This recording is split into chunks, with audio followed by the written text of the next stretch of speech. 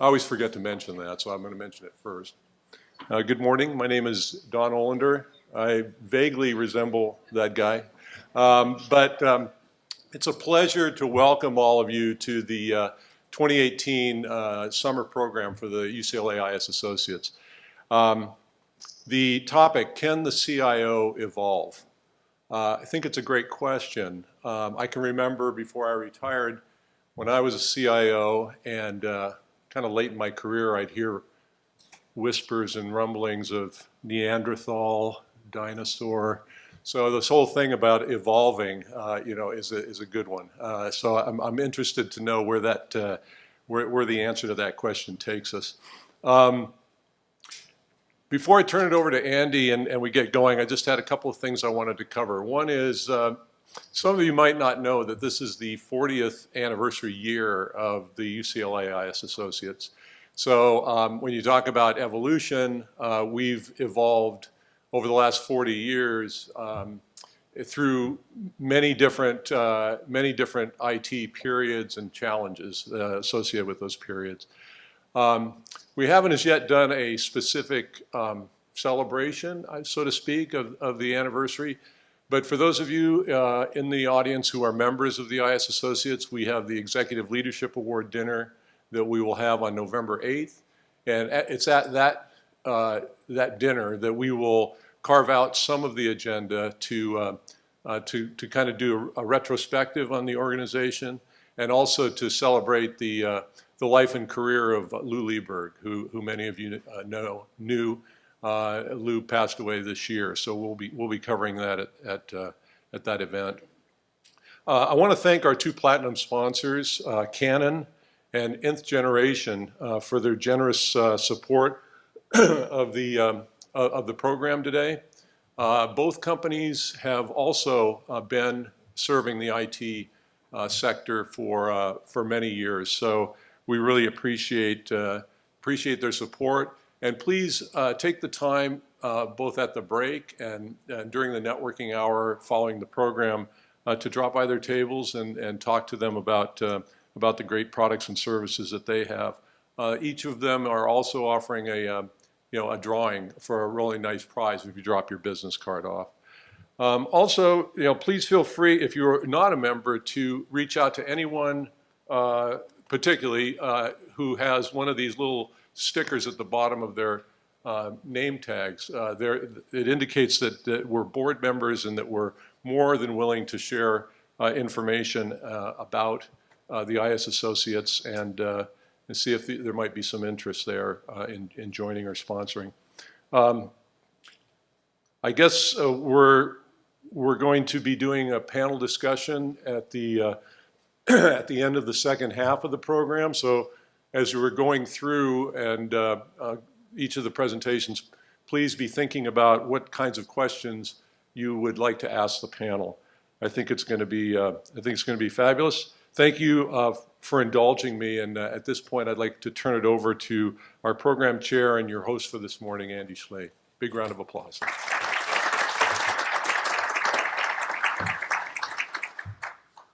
Thank you, Don. We're looking forward to our program this morning. He mentioned thinking of questions, so right before the break, we're going to ask each of you at the tables to think about what questions you'd like to be presented to the panelists. And Erin, Griffin, our first speaker from Gartner, will be taking those questions and using them to help moderate the panel. So please, be creative. We want to get a lot of good input from all of you. So before we get into the core of the program, I'd like to invite Canon up for their introductory presentation as one of our sponsors. My name is Vince Casso. I work for Canon USA. You've probably heard of our cameras, perhaps, maybe copiers, digital X-ray devices. We make a kind of a wide breadth of products out there. But I want to just share, I only have a couple minutes, to some really interesting information I thought would be kind of helpful for you guys, or at least interesting. Is this thing on? Maybe not. Oh, okay. So one of the interesting things about Canon is that we've been, for the last like 32 consecutive years, we've been within like the top 5. For the last, I don't know, couple of years, we've been like number 3 in the world for patents, U.S. patents. It means that we're one of the innovators of new technology that's coming out there, and been number 1 for in Japan. So, but yeah, that was kind of funny. Again, I'm in with the scanner division, so people say, what the heck's a scanner? What is a scanner? Why is it important to me? So I took this picture. I should say I took this picture off the internet. Not with one of our cameras, but which is, I've seen it a lot out there, a lot of presentation. You know, very paper intensive. People thought like email. Remember when email first came out? People were like, oh my God, it's going to kill the paper industry, right? No one's going to print anymore. People still print off emails. People still print off stuff. I mean, Canon, it's kind of funny. We get you on both ends, right? You print the documents, and then I'm in the guys that scan the documents in. So this is like heaven to us. This is like manna, right? I mean, we're in our division here, because we see a lot of this, it means that people are going to want to digitize that, go paperless, get rid of it, and store it in the cloud or store whatever storage service or storage application you're using. So where are they used? In different offices, whether it's like HR, accounting, you know, it doesn't matter what industry you are, everybody has paper. So that's what we're here to try to help you out and kind of digitize that information and make it paperless so it's instantly accessible. You know, legal services, like the law departments, very huge, especially like HR and accounting. Those are probably the 2 biggest areas that we see a lot of digitization of the paper documents as they come in.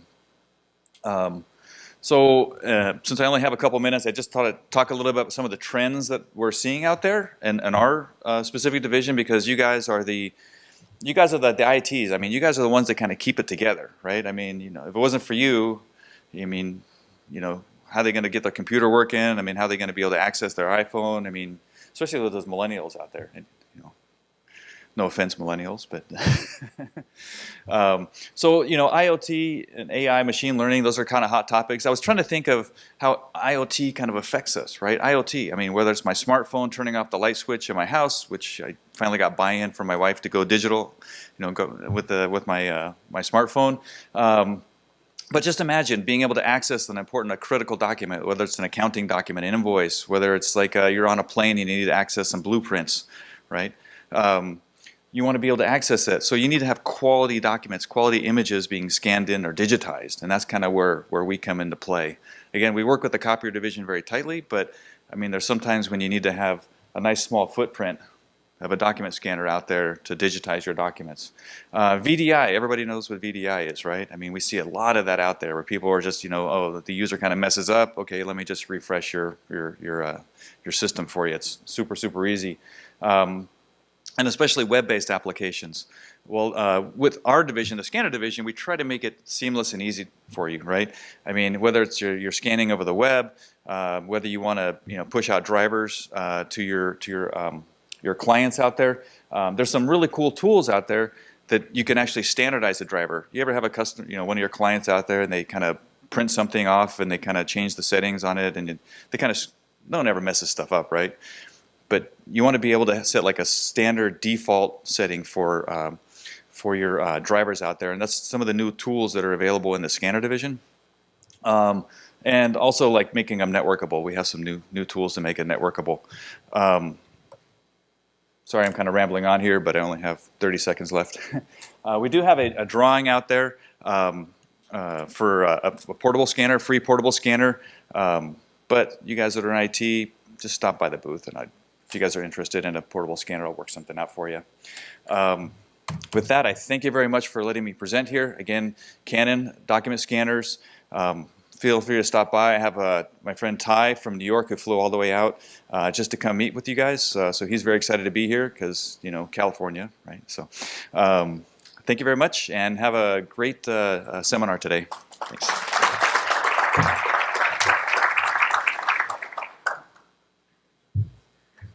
Thank you very much. Really, we really do appreciate our sponsors. They're really help us put these programs together. So I'd like to introduce Erin Griffin, who's going to speak about mastering the new job of the CIO. She comes to us from a long career as a senior IT leader and is now a senior executive partner with Gartner. And she's going to share some thoughts here and based on some breaking research by Gartner. So Erin, could you please come up?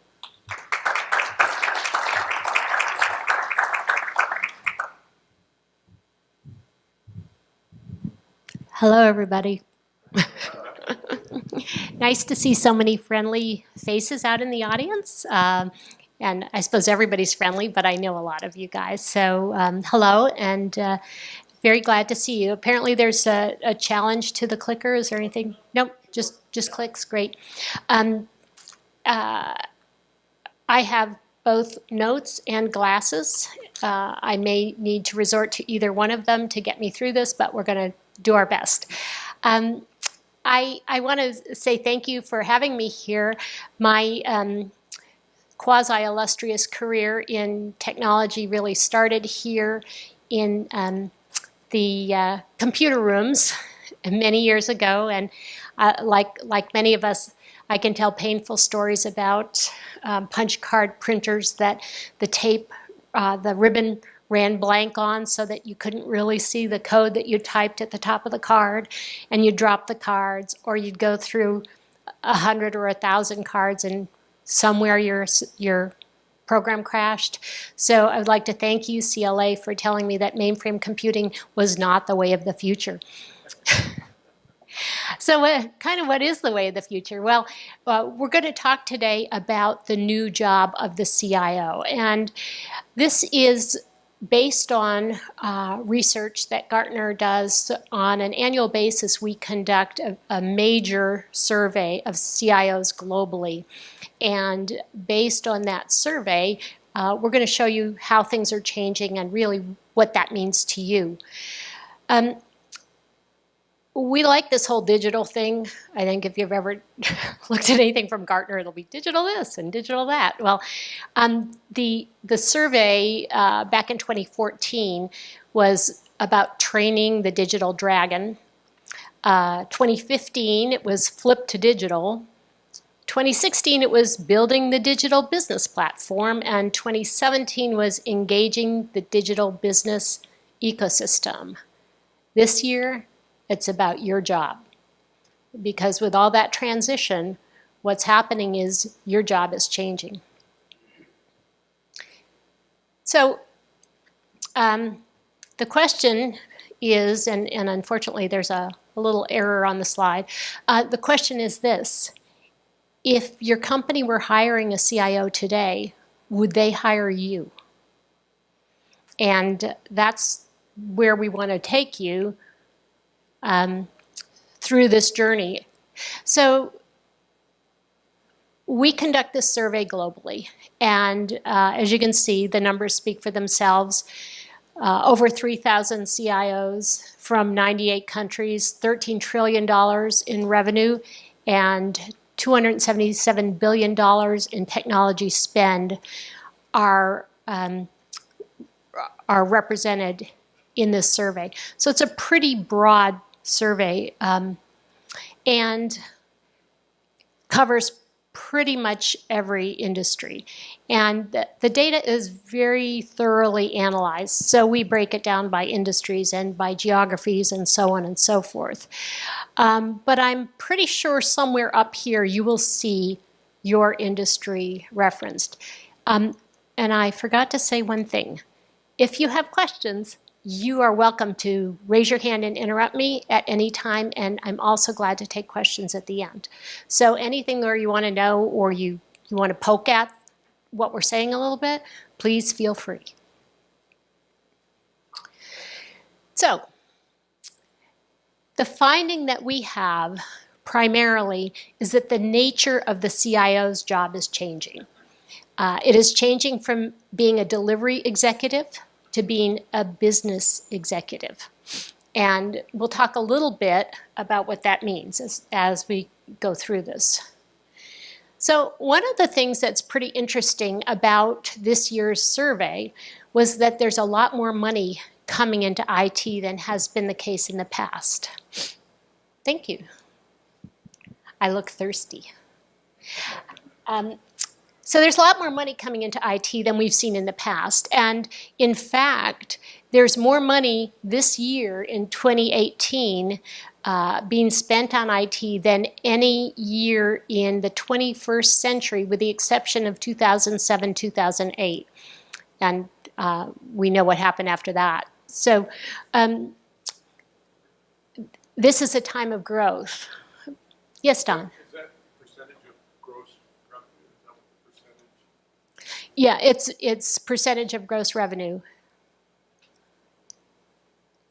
And it's geographically distributed. Now, unfortunately, for those of us in North America, we aren't seeing the level of growth that we're seeing in other countries, but I think that is certainly understandable, given that there are parts of the world, especially in Asia, that are growing very, very rapidly, and for whom IT spend is becoming more and more critical. But now I want to talk about your job. So all of this additional influx of money, all of this additional focus means your job is going to change. And I think for most of you, you'll see that your job is already changing. One of the things that we're going to talk about today is going to compare three cohorts, if you will, top performers, typical performers, and lagging performers. So one of the things that will be important to remember, and I'll say it now and I'll probably reiterate, is that top performers generally lead typical performers by 2 years. So think about that as you watch, because even if you say, well, I'm not concerned about being a top performer, the likelihood is that in 2 years, what they are doing will be your job. So there are three aspects to creating your new job.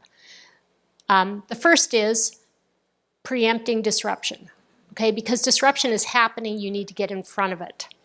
The second is defining your new job, and the third is living your new job. So we're going to start by talking about disruption.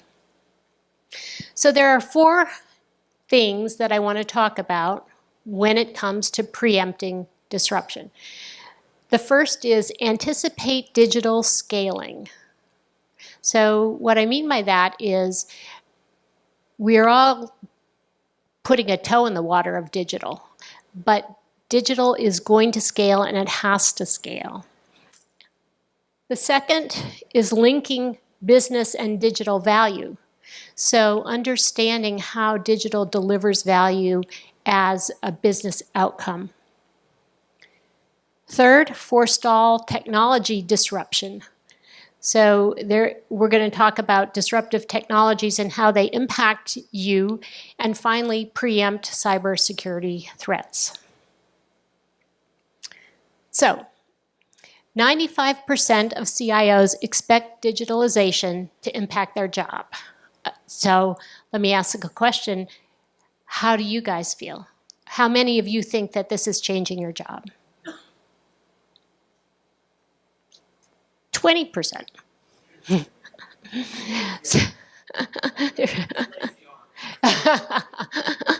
Lazy arms. Okay, fair enough. Yeah, I think most people do see that this represents a change for the CIO. The question is, how big of a change? How soon? How far are you already in this journey? You know, one of the things that we'll talk about a little later is, I keep saying we, so you guys will have to talk about it with me.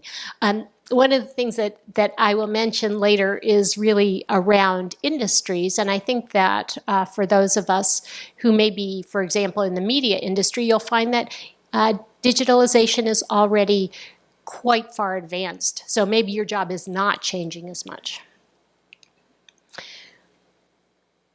So let's talk about digital scaling. And this is where I'm going to really need to look at my thing for a minute because there's a lot of numbers on this. But basically, here are let me talk about this graph. So this bottom x-axis represents what percentage of your business processes are digital. And the y-axis is what percentage of your organizational revenue is derived from digital products and sources. So as you can see, you've got trailing, typical, and top performers. And what you see here is that for a top performer, you're talking about people who have self-identified that they have their over 50% or right around 50% of their processes are digital. And their revenue also is something like 40 to 50% coming from digital sources as well. So that's what we say a top performer in a digitalization framework. From an industry perspective, this is kind of how it lays out. And you can see that there's a huge cluster around the typical performer area. And you can also see that certain sectors, financial services, media, et cetera, telecom, which actually is, I think, further up than it even looks, are starting to lead the way. But putting it in perspective, we're still operating down here in this lower left-hand quadrant. So that is to say that even the top performers have barely broken out of that 50% mark.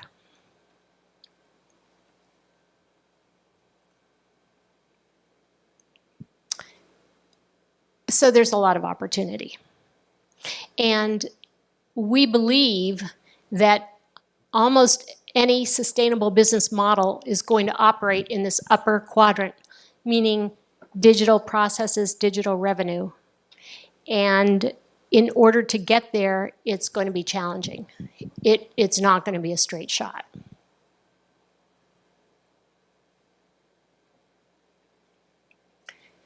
So the next thing is really to understand linking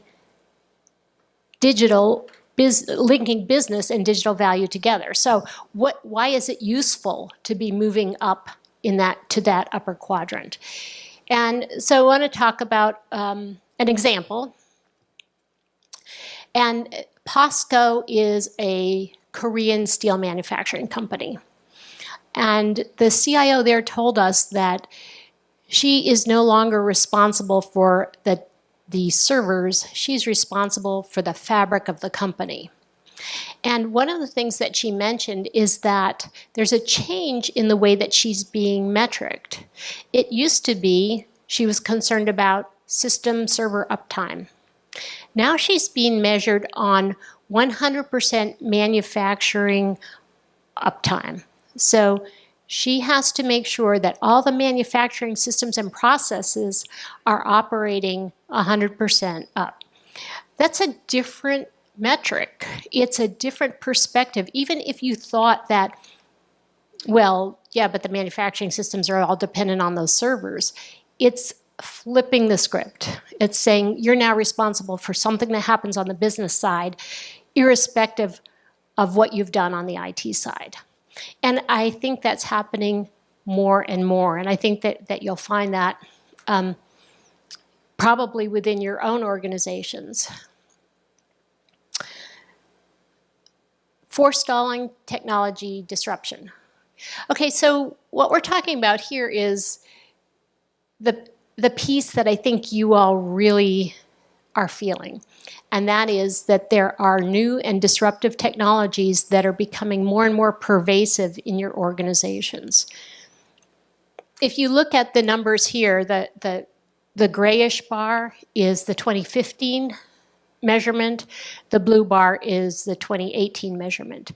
So these are, if you had deployed or were in the process of deploying a given technology at that time. So as you can see, IoT in 2015, about 20%. We've seen 80% growth in the use of IoT over the past 3 years. So that's a pretty dramatic increase. Look at artificial intelligence. That's just scary. Going from 10% to 25%. 1 out of every 4 companies is now using artificial intelligence.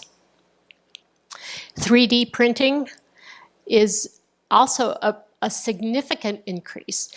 And, you know, one of the things that I think about when I look at these technologies is in order to deploy them, you really have to have understood a business case for them, which means you really have to know the technology, which means they're really relying on you to bring them to a place where they understand how and why to implement some of these disruptive technologies. Smart robotics. And what about conversational interfaces? So we weren't even measuring conversational interfaces back in 2015. And now more than 1 out of 5 companies have deployed a conversational interface model. And I guess you know that if you've tried to go to a help desk lately. Yeah. Do you have this information broken out by industry? We do, and not in this deck, but it's something that I could certainly provide. Yeah, they really slice and dice this data, so as long as they've got the industry information. Yeah, I think we have another one too, right? I can talk about, okay. One question for these, whether it's projects or technologies, what percentage of these are actually successful?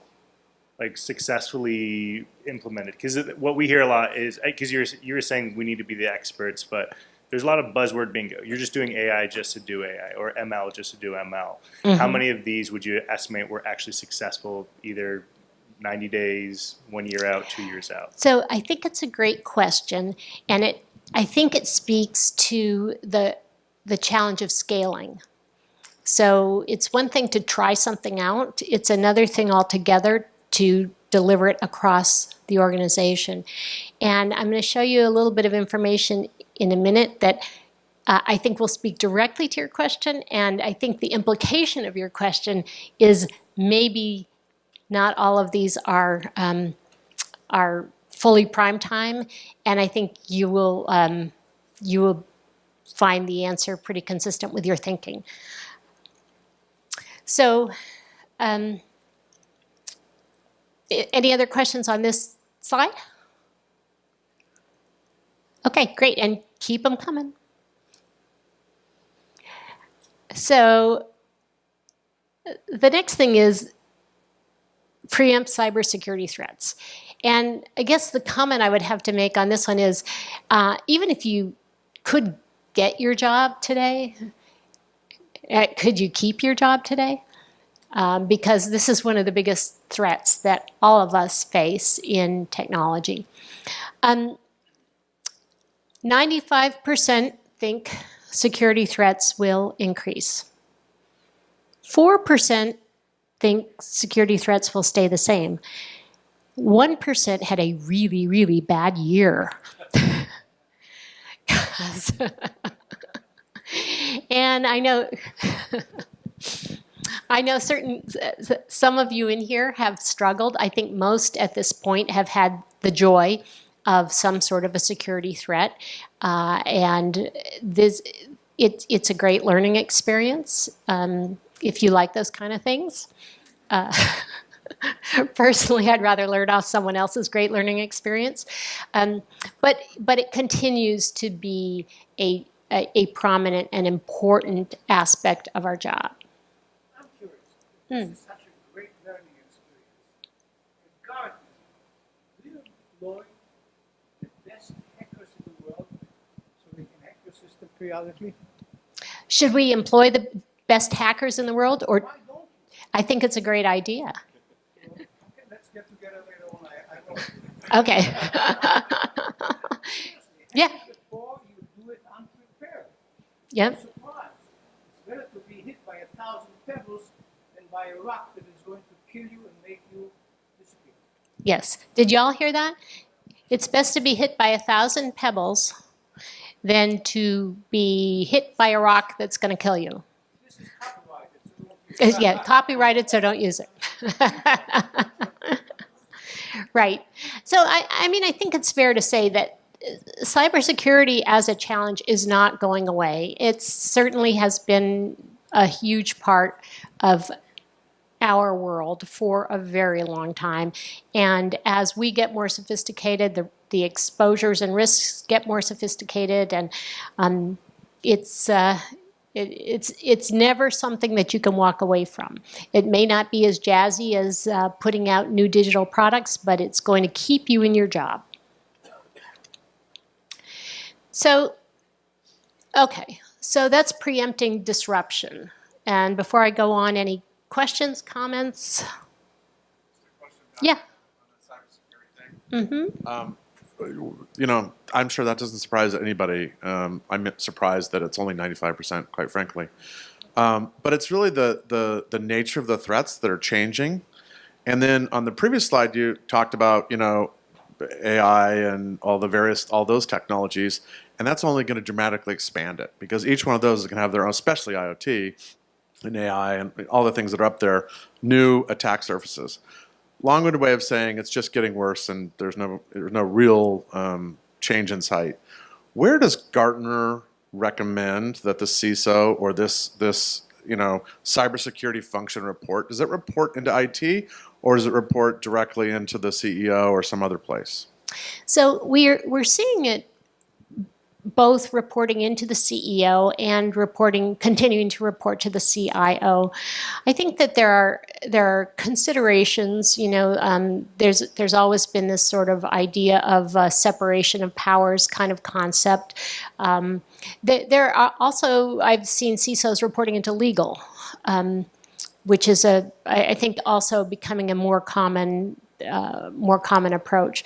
But the challenge is really around how much of managing information security risk is a technology issue and how much of it is really a business process issue and people challenge, right? So driving that is, you know, it has a lot to do with where information security ends up living within an organization.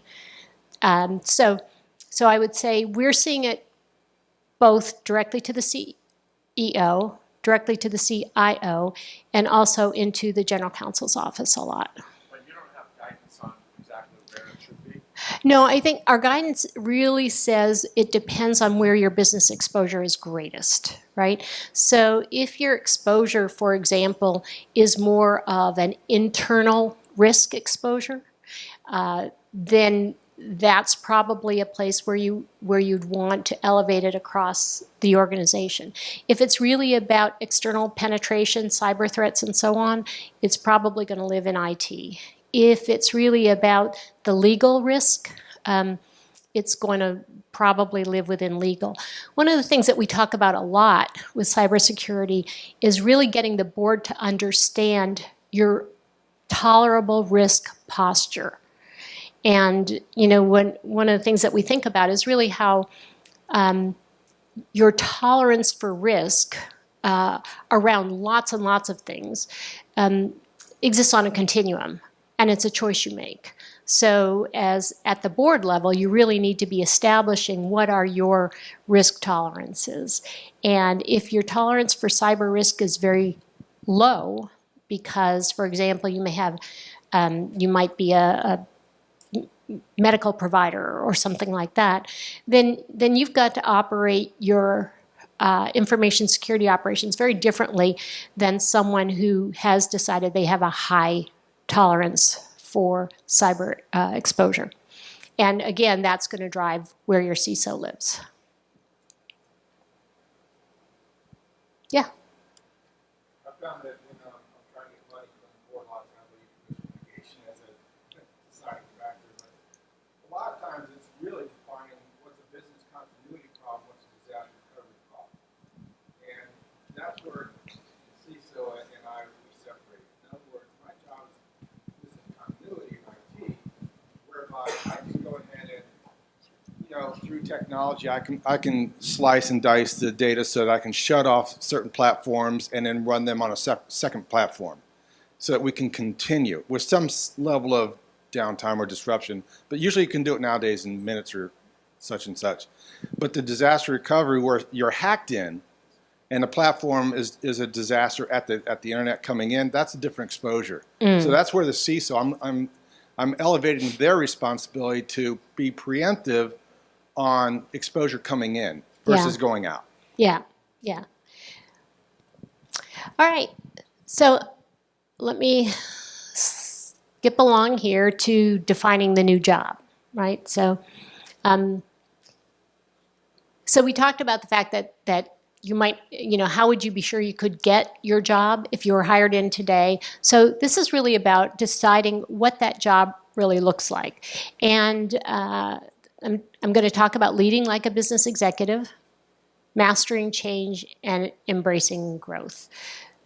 So the next one of our stats, 84% of top organizations' CIOs have reimagined their roles.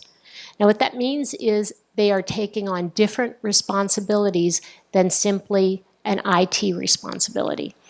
And I would say, let me ask this question, is there anybody in this room, like Jim, who has a second job or another responsibility in their organization besides being the CIO? Anybody? Got one in the back. I know Jim. Anybody else? Get ready, because remember that 2-year time frame I told you about? It is likely that you're going to be held accountable for something new in the next couple of years. So this is just a nice little story.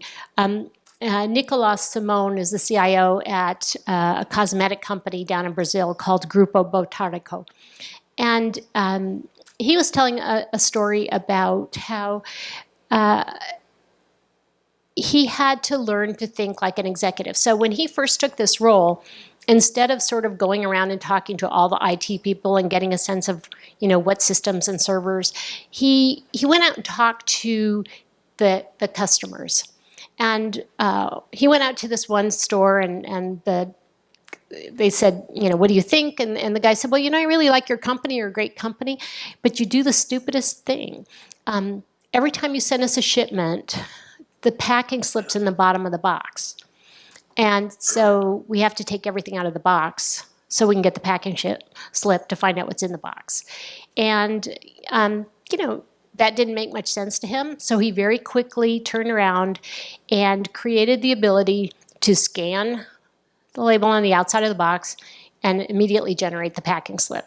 Now, that's nothing short of business thinking. Right? It wasn't technically complex. It was simply looking at a business problem from the outside in. And, to a large extent, that's what this digitalization thing is all about. It's really about the customer. It's really about delivering value at the very end and not, don't talk internal customers, I mean your customers. So thinking like a business executive. Mastering change, and this is going to come back to what we were just talking about. So you see we have a whole bunch of people that are in the initiating phase of digital projects. And we have a few people in the scaling phase. So when we say initiating, you see no digital initiative, they have the desire, they're designing, they're delivering. Scaling and harvesting, and by harvesting and refining, we mean really getting the value out of it. So as you can see, there's a lot of people that are coming up with these ideas. There are not a lot of people that are really leveraging them across the enterprise. And the biggest barrier is culture. So if you look here, the 46%, this is 2%. The IT organization is not the problem. It's the organizational culture. And so what that means is you really need to be a culture change management guru. And you need to understand how your culture works and how to implement change within it. So that's okay. I think I missed a guy. And now embracing growth, because the third element here is that you simply have got to not only encourage growth, you're going to be measured on growth. So you really need to understand what we're talking about. If you look at this again, you'll see the top are the dark blue, the typical are the middle, and the trailing are the gray. And the top bar is kind of the difference between them. Look at how the top CIOs are being measured. More than half of them are being measured around revenue growth. And remember that 2-year thing. Okay, so these top people, in 2 years, it's going to be a typical performer, which means that more and more, we're all going to be measured on revenue, growth of margin, influencing the business model, and so on. So thinking about what does that really mean to you, and if you look at these are public sector, which honestly are very similar. You know, very business-focused metrics are being put to the CIOs. So be ready. If you look at, kind of wrapping it up, these are the areas that leading CIOs are being measured against. Did that go backwards? Oh, I'm sorry, I apologize. So, adopting new roles. So I asked a few minutes ago, how many of you had a role besides CIO or besides running the IT organization?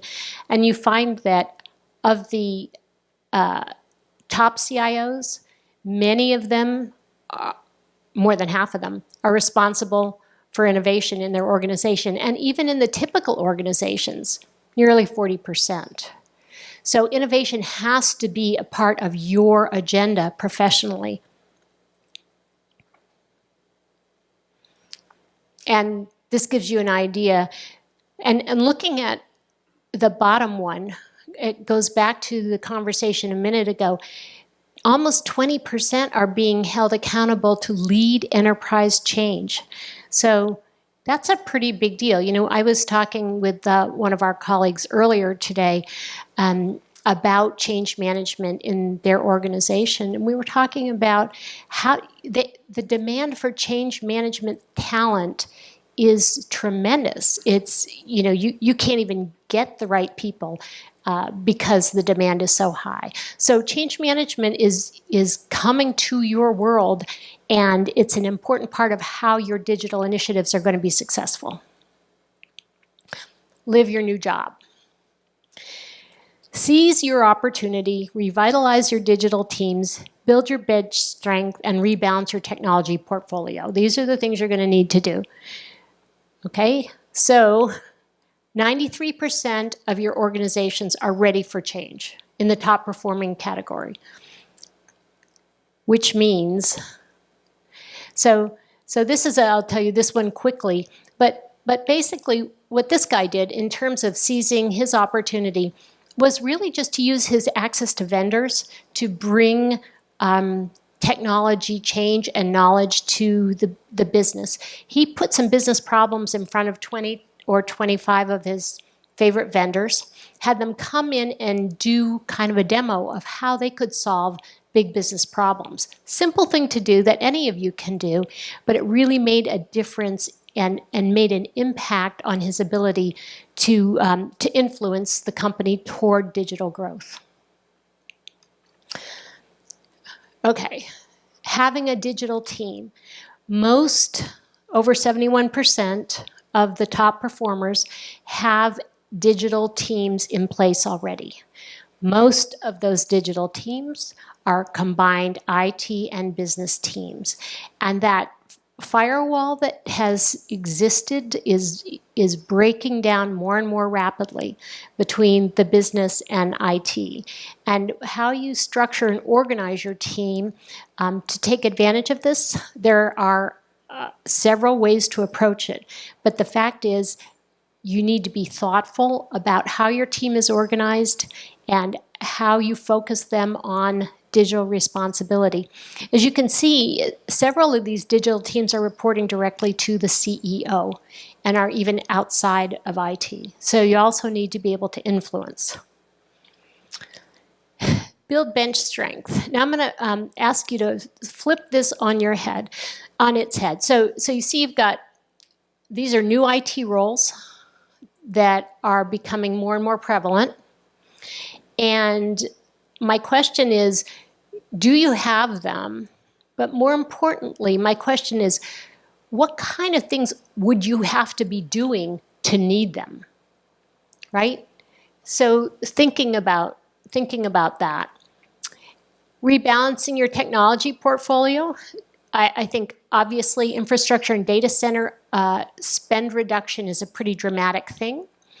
And if you look at the top 4, where all the growth is, you'll notice those are off-premises technologies. So everything's moving out.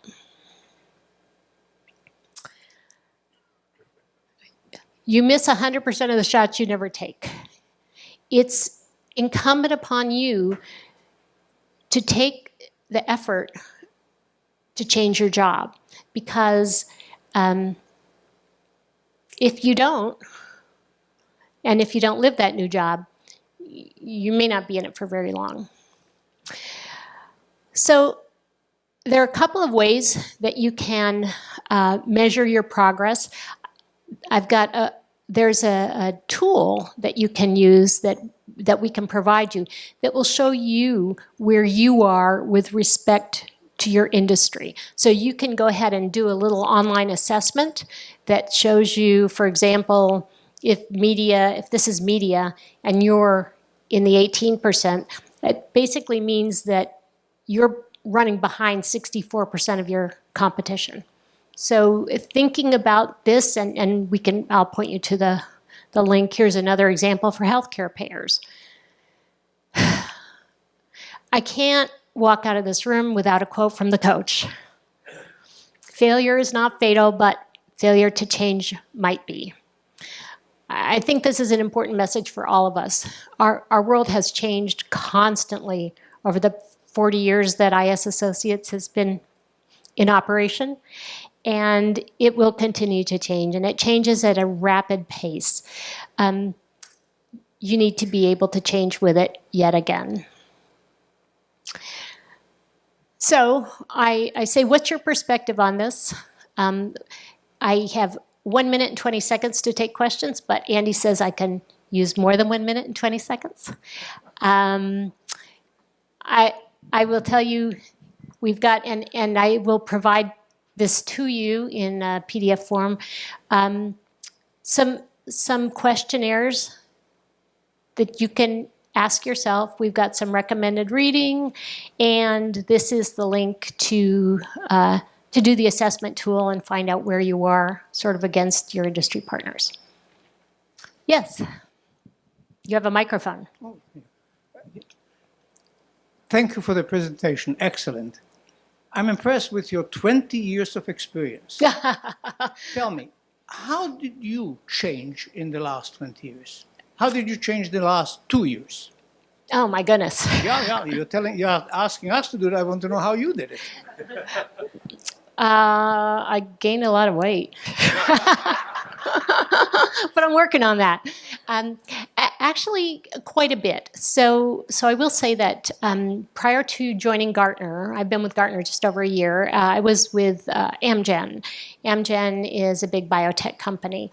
And in the time that I was working at Amgen, our focus shifted dramatically to digital as we moved into digital health.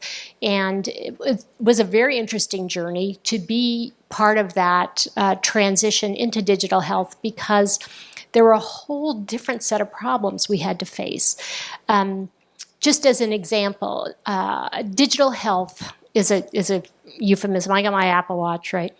But basically, we did things like creating online quizzes that could tell you if you're at risk for a certain disease. And what you think about, okay, when I submit a drug for approval, there's a whole process, you know, that you have to go through, and it's a nightmare. But now you have to submit software for FDA approval. And the processes haven't been clearly defined. So it was interesting to go on the journey with the FDA, and you know, that's one person. I wish Jim was here today, because Jim Rinaldi was at one time the CIO for the FDA, and it's always been sort of interesting to compare notes with him. But yes, this whole shift to digital health meant riding along with an industry as it refocused its regulatory efforts. It was very interesting. So that's one thing I've done, besides gaining the weight.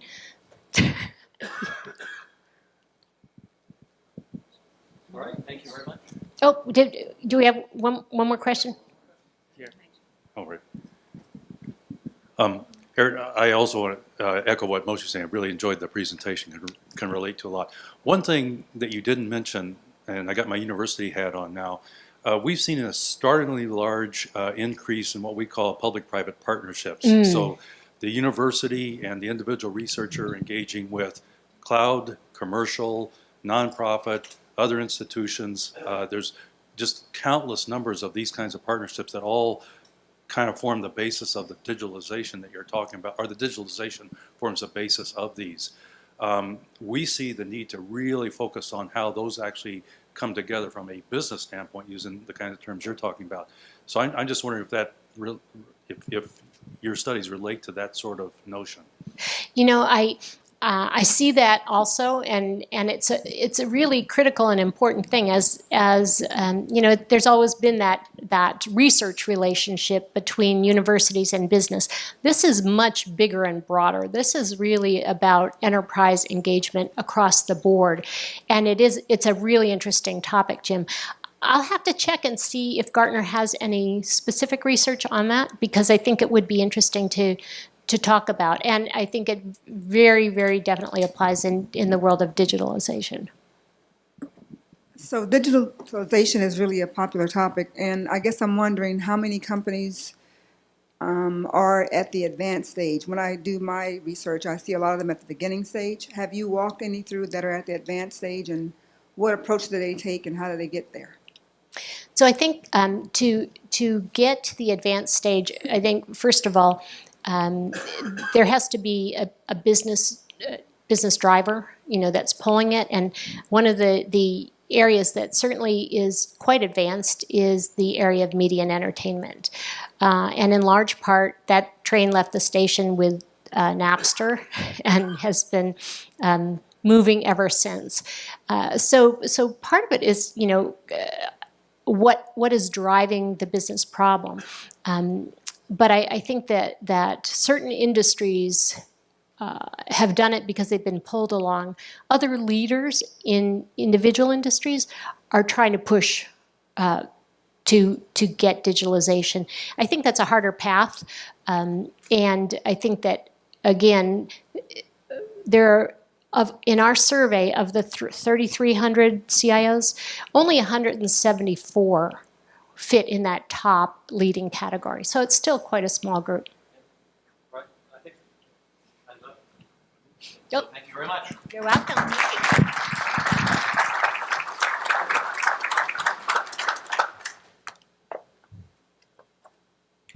Thank you. Thank you very much, Erin. And there'll be a chance for more follow-up discussion during the panel discussion. So, you know, we're thinking about the questions that you'd like to have as part of that. So we're now going to have a discussion on, you know, organizing for technology, product, and innovation success. And it's going to be, this isn't a PowerPoint presentation. It's going to be a little bit more of a discussion, hopefully as interactive as the one we've just had. So I'd like to introduce Brock Weatherup, who's Executive Vice President of Strategic Innovation at Petco, and Anderee Berrengian, who is the CEO of CIO Digital Labs and on Petco's board. So please, welcome.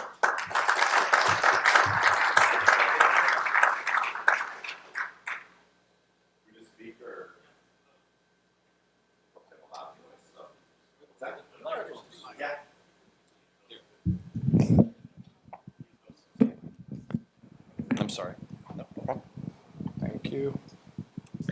I feel weird coming up sitting on ESPN stools. I feel like we just be talking about sports and Poly Pavilion, right? Hi, everybody. So I'm Brock Weatherup. I've been at Petco now for about 15 months. I think one of the things we'll hopefully kind of talk about here in a little bit, I think, you know, my role as head of strategic innovation in a room like this, I've been kind of the best friend to many of you or the counterparts in organizations, and probably the biggest pain in the rear to that side of it. So my background in history, which I think will provide some context for all of our conversation, is I've been a serial entrepreneur. Started at the early days of basically our digital revolution all around consumer. So all of my perspective will have a caveat of I live and breathe in the consumer world. Started up the street in Pasadena at the early days of citysearch.com and match.com and ticketmaster.com. Went on to start a business. Hopefully if many of you are sports fans, I was the CEO and founder of a company called Fathead. So the big basically stickers on your wall, hopefully of your favorite sports teams. Left that and joined and started a company called Pet360, which I grew and then sold to PetSmart about 4 or 5 years ago. Was the chief digital officer at PetSmart for a number of years. Yes, PetSmart, and yes, now I am at Petco. Left that, got very involved, was living in the area around Philadelphia and got very involved in the startup community there, became a fairly active angel investor, and then jumped in and started another company called Pet Coach to get into the leading edge of basically telemedicine for pets, which was acquired by Petco about a little more than a year ago. So we'll dive into that, and part of why that acquisition was a little bit of acqui-hire, a little bit of technology, and a little bit to be a culture disruptor for Petco as we kind of look to kind of react to an Amazon world. We call Brock the pet whisperer.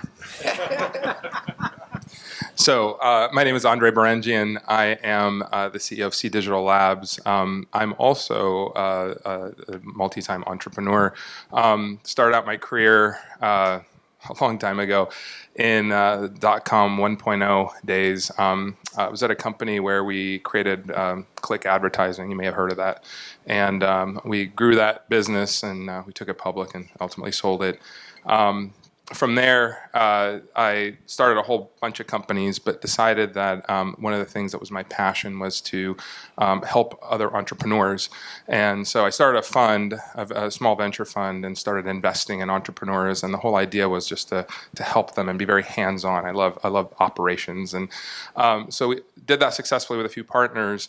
And as I was watching what was happening with the startups and who was buying them, had this eureka of, well, you know, what if these large companies that are acqui-hiring, that are buying these companies not only for the technology but also for the talent, what if we could build an infrastructure and a team that could actually just go help them and accelerate some of the internal innovation versus having them go outside? And so C Digital Labs was born, and so C Digital does two things. So the first thing that it does is it works with a lot of large enterprise and essentially helps build internal innovation, builds fills gaps where maybe there's some gaps in the teams, gaps in the knowledge and the strategy.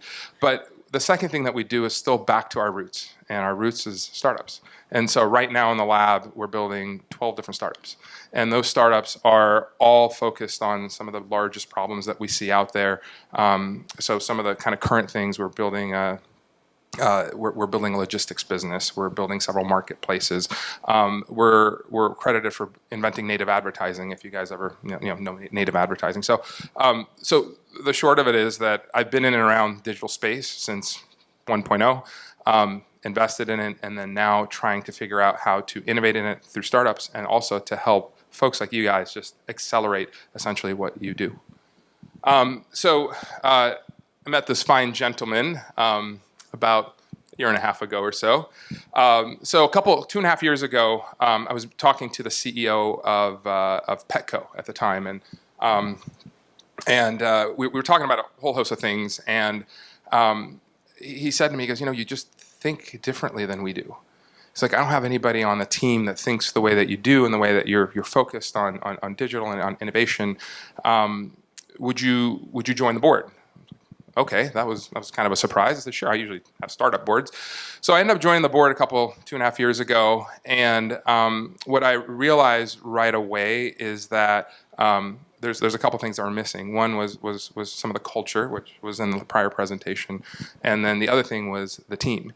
And so we supplemented that. Digital supplemented some of the team stuff to help them kind of on their digital evolution, but we talked a lot at the board level of how are we going to really help bridge this gap that we have internally on the operating side. And so after some discussion, I was introduced to Brock and introduced to him and the team, and we decided to make an acquisition, just like he said, an acqui-hire.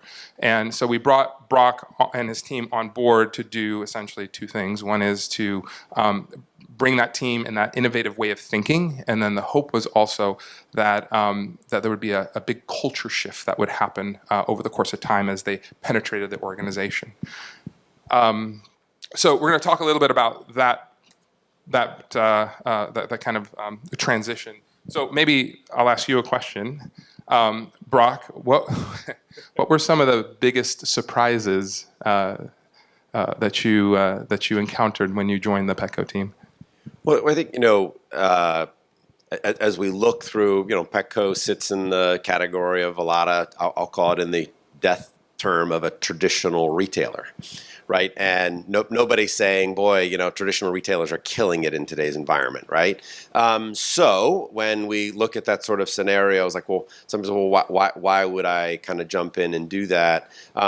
Frankly, a lot of the things around kind of the economics of the deal structure were far easier than, frankly, what was the role and what was the structure inside the organization. I'm sure this is stuff that all of you guys have worked to deal with. And, having conversations that I had with our PE firm, so we're private, about where did this go? What did this look like? So part of the push for me was I wanted to make sure that as we talked about innovation and we talked about strategy and we talked about digital and the digitization of everything, that it had to be a very meaningful seat at the table, right? It couldn't be somewhere down in the organization. I think that was a lot of what Anderee, and having somebody on the board like Anderee as a board support was really critical to help change the culture of the board, as much as the culture of the board needed to help drive the culture of the operating team, which then translates then into how do you drive that in the organization.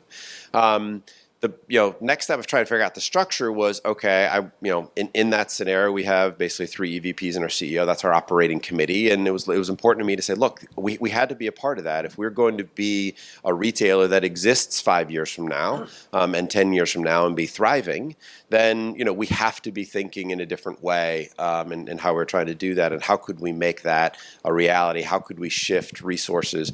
And we'll talk about, as we go a little bit further, all of the wonderful, I would describe it, maybe some others in the organization would not describe it, challenges of, okay, how do you shift resources out of, okay, what works, right? I mean, every retailer has the same challenge. We know if we sell $1 in our store, right, it's profitable, right? And we've known it. It's been that way for a long time, right? You sell that same thing online in an incredibly price competitive world, especially in a business like ours where we're not on very high price points and very high margins. We're kind of at the opposite end of that spectrum.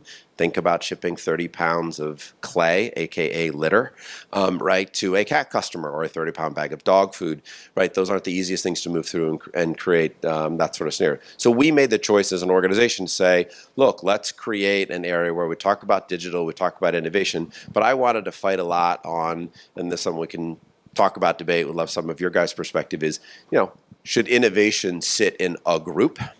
Or should innovation be a part of the organizational culture? And we've been fighting that. And I'd say, look, it's been a fairly difficult thing. My going in position, and maybe it was naive, was this was very important that innovation needed to be an everywhere in the organization conversation. I think that was a little too much to expect, and I think we've kind of gotten a little bit to where we've created a little bit more of an innovation center that has started to now create some concentric circles of innovation further out into the organization. But look, it took a bunch of mistakes and a bunch of bloody noses and some difficult conversations, I think, to get to that point, which included a lot at the board, which was where should it go and what should happen and how do we, kind of pull forward with it. So I'll go back the other way to you. And I think what might be interesting, especially for this group, is how does that conversation happen at the board to drive innovation, which is a difficult subject when you're talking about capital allocation, which I'm sure all of you live in, right? That whole capital allocation thing. Anyone deal with capital allocation here? No. No one here raised their hand. You guys are doing well. The board conversation is pretty interesting. So as Brock mentioned, Petco is a private company. It's owned by private equity, and the folks that have invested in Petco are traditional retail investors. They've invested in a ton of other retailers that you guys have heard of. And the conversations we had in the early days when I joined was, okay, so we have 1,500 stores. If we add another 500 boxes, you take the EBITDA, multiply by the number of boxes, and then guess what? Look, we've got growth. Add some turns of leverage, multiply by a valuation, and next thing you go, boom, we turn $5 billion into $10 billion. Easy math. And then kind of digital happened, and then Amazon happened, and then for Petco, Chewy happened, if you guys know Chewy. And so all of a sudden, that formula didn't work anymore. And the challenge was really the folks that were around the board, not just the principal, not just the investors, but also some of the executives had been in traditional retail for a very, very long time. And so they only knew one formula. And to some extent, it was on me to help them really think through what is it that they're getting into, what is it that they should be looking at, how I said the word, I think any of you guys are startup guys, I said fail fast in the boardroom one time, and I got shooed out because they don't like to hear the word failure. So I coined a term, and I said, we got to learn fast. And so how do we learn fast? And so that's really the conversation. And so the debates are in the boardroom and outside are very tough because you've got retail as a whole. You got a declining business, but the need to invest. And so after a course of conversation, after pointing out a whole lot of other folks that are doing this, we were able to allocate some budget to purchase an acqui-hire Brock, and then on top of that, put some capital aside to start really investing in innovation.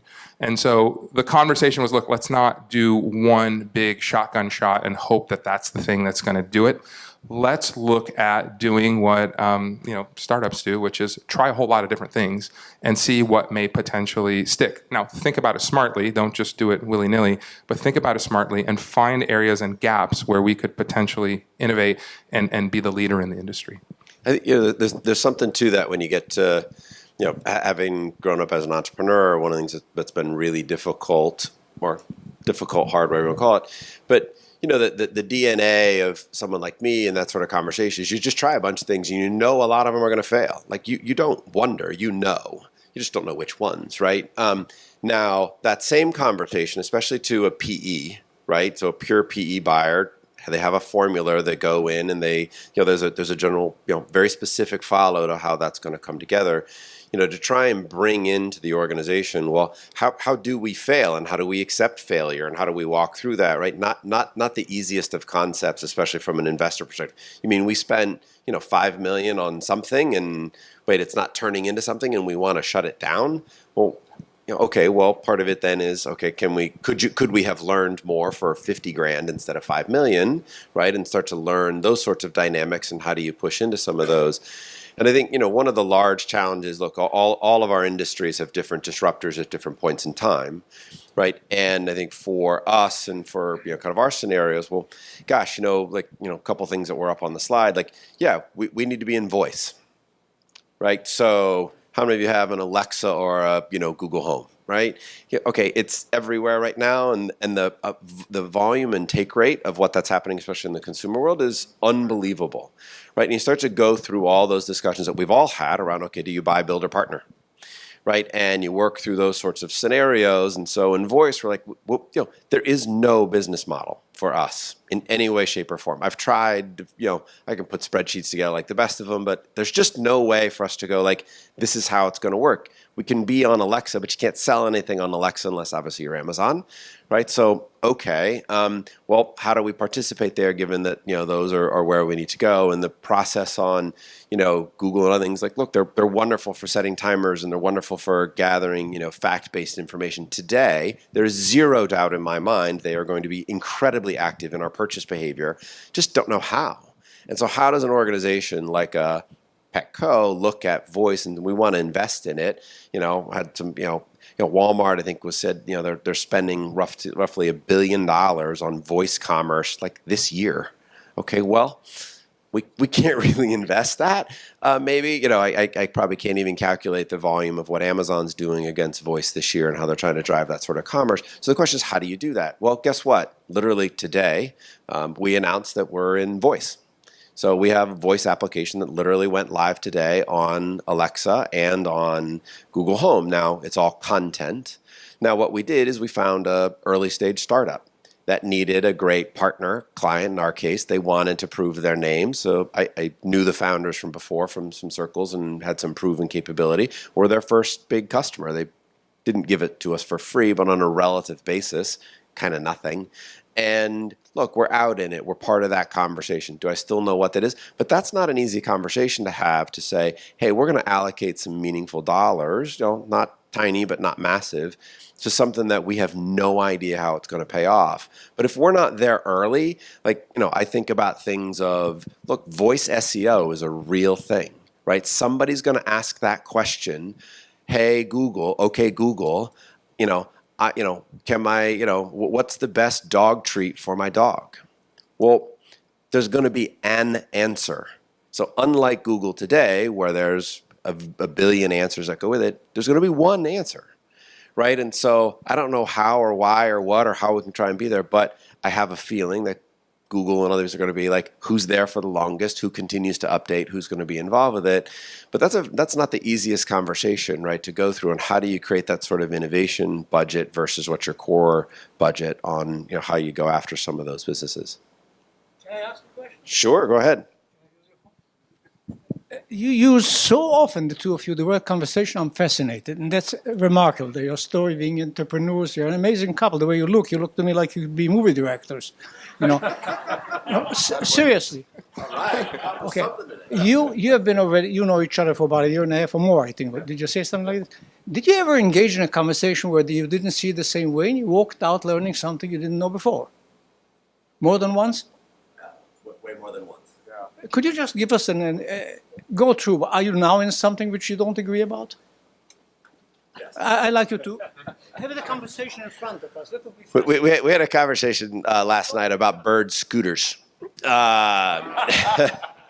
disagree with me? Slightly, yeah. So, well, look. So here, perfect example. So kind of start on the conversation. So I arrived here yesterday evening. I'd never been to UCLA, and so I was like, cool. I want to go check it out. Right? Yeah. That's not my question. You're talking to us. Talk to each other. We'll listen. Okay. You're on television. So. That's fascinating. So what do you think about bird scooters, Brock? I think they're awesome. No, Why? No, well, look, we started a conversation. I'll get into it in 1 second, but which is, look, I had this awesome consumer experience last night, and so I brought it up to Anderee. I said, hey, Anderee, look, I love this. It was an amazing way for me to get around, the campus and check it out. Actually, frankly, took it all the way over to, I don't know, wherever we were, Rodeo Drive. So I took it from here to Rodeo Drive on the scooter, which was awesome. Oh, sorry. I guess I broke the law. I left it. I literally parked it on Rodeo Drive, which is probably not appropriate. So that's a story for another day. But I said, hey, look, I think this is great. I think it's an amazing consumer thing. And what'd you say, Anderee? Well, he's looking at it from a consumer perspective. I said, Brock, that's like one of the worst businesses ever. And then I listed all the reasons why. So here we go. So I think it does one good thing, which is in crowded areas, it definitely helps move traffic, which is great. The challenge is there's all sorts of congestion, and these things look like bird droppings everywhere. They're all over town. I think their business model is flawed. So the challenge with the business model, in my opinion, is that they highly depend on consumers to come capture the birds, as they call it, take it home, charge them, and then release the birds the next day. So the folks that...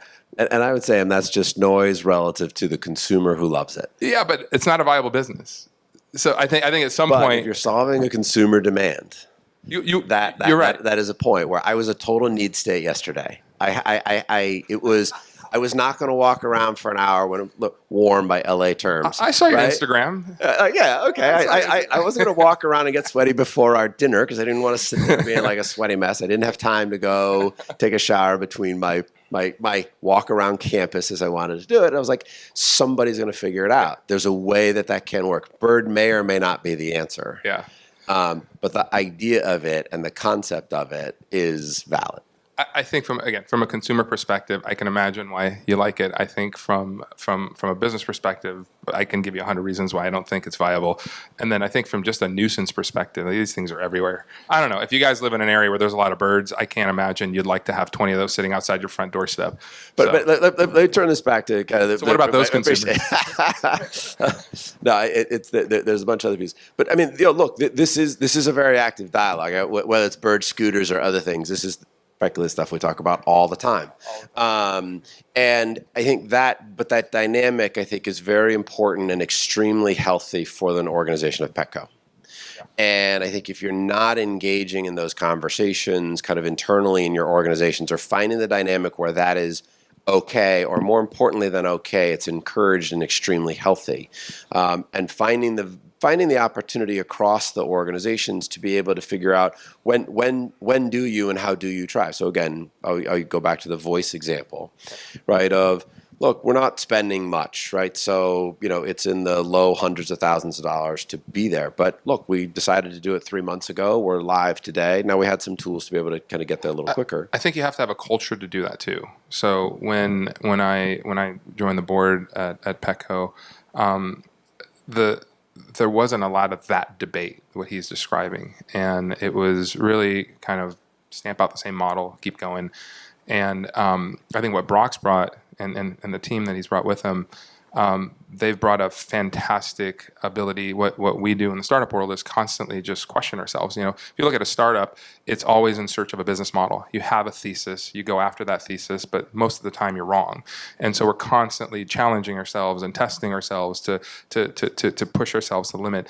I think it gets a little uncomfortable for folks when you start delving into areas like sometimes digital.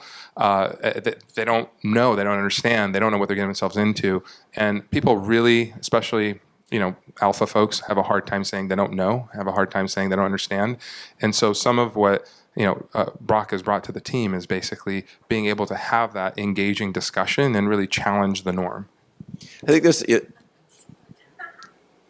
go ahead.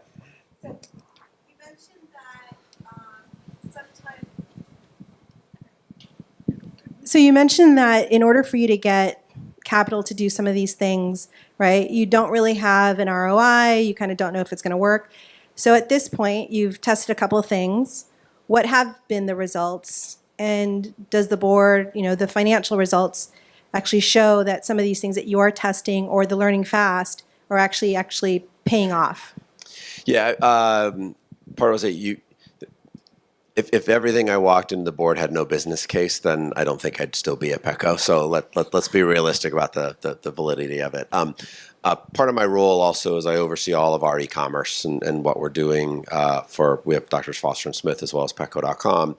And the question, part of it is how do we use some of those dynamics to and frankly, within kind of my own budget world, I've tried, get creative, right? And part of being an entrepreneur. So an example of that is we wanted to try and create a new concept learning lab. So whether it's, I think Walmart's Store 6 or Store 8, whatever their learning lab function is, those sorts of things to me are really interesting. And we were trying, how could we bring a lot of things? Again, while I'm in the role of innovation, it's not just digital, but it's how do we enable in our physical spaces in our stores, and what do they look like in addition to digital, right? And how we launch apps and how we do all those sorts of things. So, when I arrived, and one of the things was, we didn't have an app. I mean, I was like, I kind of was like, wait, excuse me, what? This was a year ago. I'm like, we don't. So we now do. We didn't have buy online, pick up in store. We now do. But we created, and one of the other things is we went forward with a learning lab sort of scenario. So we actually launched what we call a Petco Place. So we took an old Petco store and we converted it to under a new brand called Pet Coach. Because we wanted to create a new environment. We trained an entirely different type of staff. We hired in a different type of group. We enabled them with different technology. We created a different business model that was around it. We created the whole structure. It was different. It went live about, 2 weeks ago now. Look, we had a bunch of expectations. I want to be careful about 2 weeks in, but it's blown the doors off of our expectations, which is really exciting.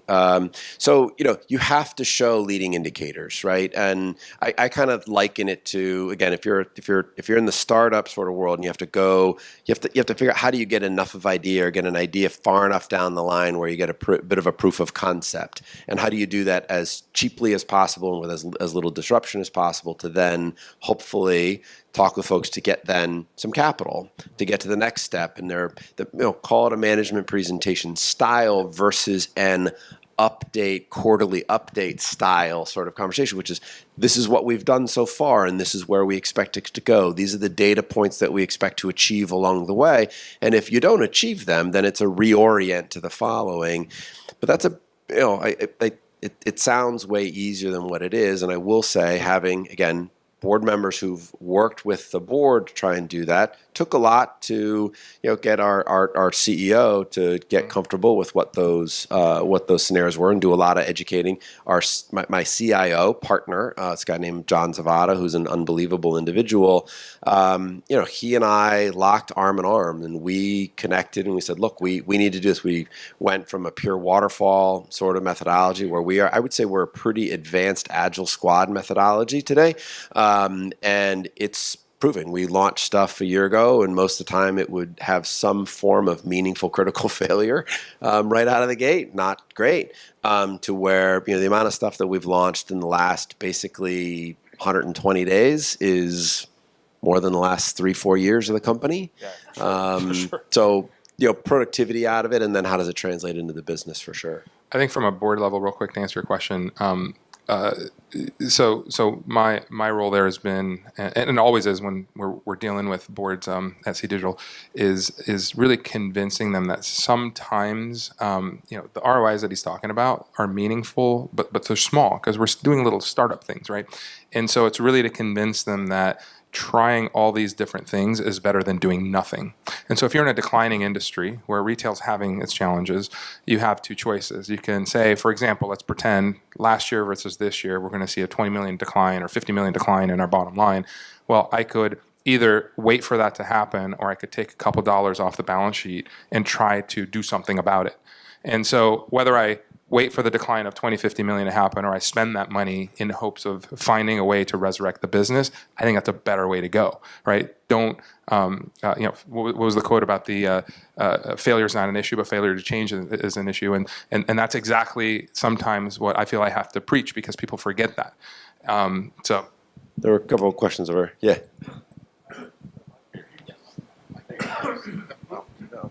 I got you. Yeah. First of all, I just want to thank you. This is fascinating. I really, really enjoy this and could go on forever. So, and I think it's a great segue from what Erin was talking about earlier in digital and all the drivers of digital. And, there's like offensive and defensive in this. And I'm really curious from the board perspective. It was great that the CEO met you and said, hey, you think different. I need you on the board. But when you got there, was the board like, oh, great, we got the digital guy, he's going to go handle the digital thing? Or did they really embrace it? And was that, if they did embrace it as a board, did they view it as like, we got to do something about Amazon or whatever the kind of bogeyman was, as opposed to really seeing this as the future and kind of what your comment was, invest a few dollars to try to go to the future? It was very so from my perspective, I think it was very different for them to have someone like me on the board, because I would ask a lot of questions. I can get very technical, or I can be very high level. We're building things, for example, that just made no sense in terms of the actual technicalities of it. So I helped put some of that to bed and say, okay, we're going to pause on that. But then higher level, I said, look, let's talk about strategy. All right, let's talk about strategy. And so initially it was very difficult because, like I was saying, it really was formulaic. We have 1,500 boxes. I'm going to have 2,000 boxes. Multiply it out, it equals this, and then we can sell it. And so for me, it was difficult to get over the hump of, hey guys, we got to think about this differently, and then teach them a little bit from my experience of where digital has actually worked in other areas. The folks that were around the board hadn't seen it. Many of them have come from other retailers. So they've come from Big Five and come from, you name it, all these major retailers. So JCPenney, et cetera. And so they're like, well, we did it this way and it worked, and we did it this way. So it was initially very tough for me, honestly, because I was just a lone guy saying, hey, look at me, look at me, look at me. And they did exactly what you said. Hey, so we have a page on the board deck about technology. Can you go figure out some of that IT stuff? And I was like, well, this isn't IT stuff. This is really talking about the transformation of your business, right? And there was IT stuff in there, but there's digital strategy and a whole host of other things. I spend an inordinate amount of time one-on-one talking to these guys and trying to make sure that they really understand trends and what's about to happen. And let's not be kidding ourselves. It's not rosy right now either. We've come an enormous way, and it's a forever sort of thing. Like we're having some discussions, and hopefully all this kind of stays in this room, so allowing us to be open. We're talking about kind of how to get my CFO. So CFOs can be a lot of times the killers of innovation, in my opinion. But they also pay for it, so I really need them, right? So some of those dynamics on how do we continue to do it and how to continue to work forward was literally having a long conversation with my CIO as we partnered just on, okay, how do we kind of drive into this next stage of innovation? How do we have that conversation? Because it continues. You have to continue to prove, right? Which is get people bought in on the idea of what we're trying to create and where that sort of innovation is going to go. And you've got a path, but boy, when you talk about, especially in a startup of a new idea or a new way, we have a new line of business or a new category of business. Look, that payoff to really have any scale, right, is 3 years, 4 years out at success, which is great, which is really great.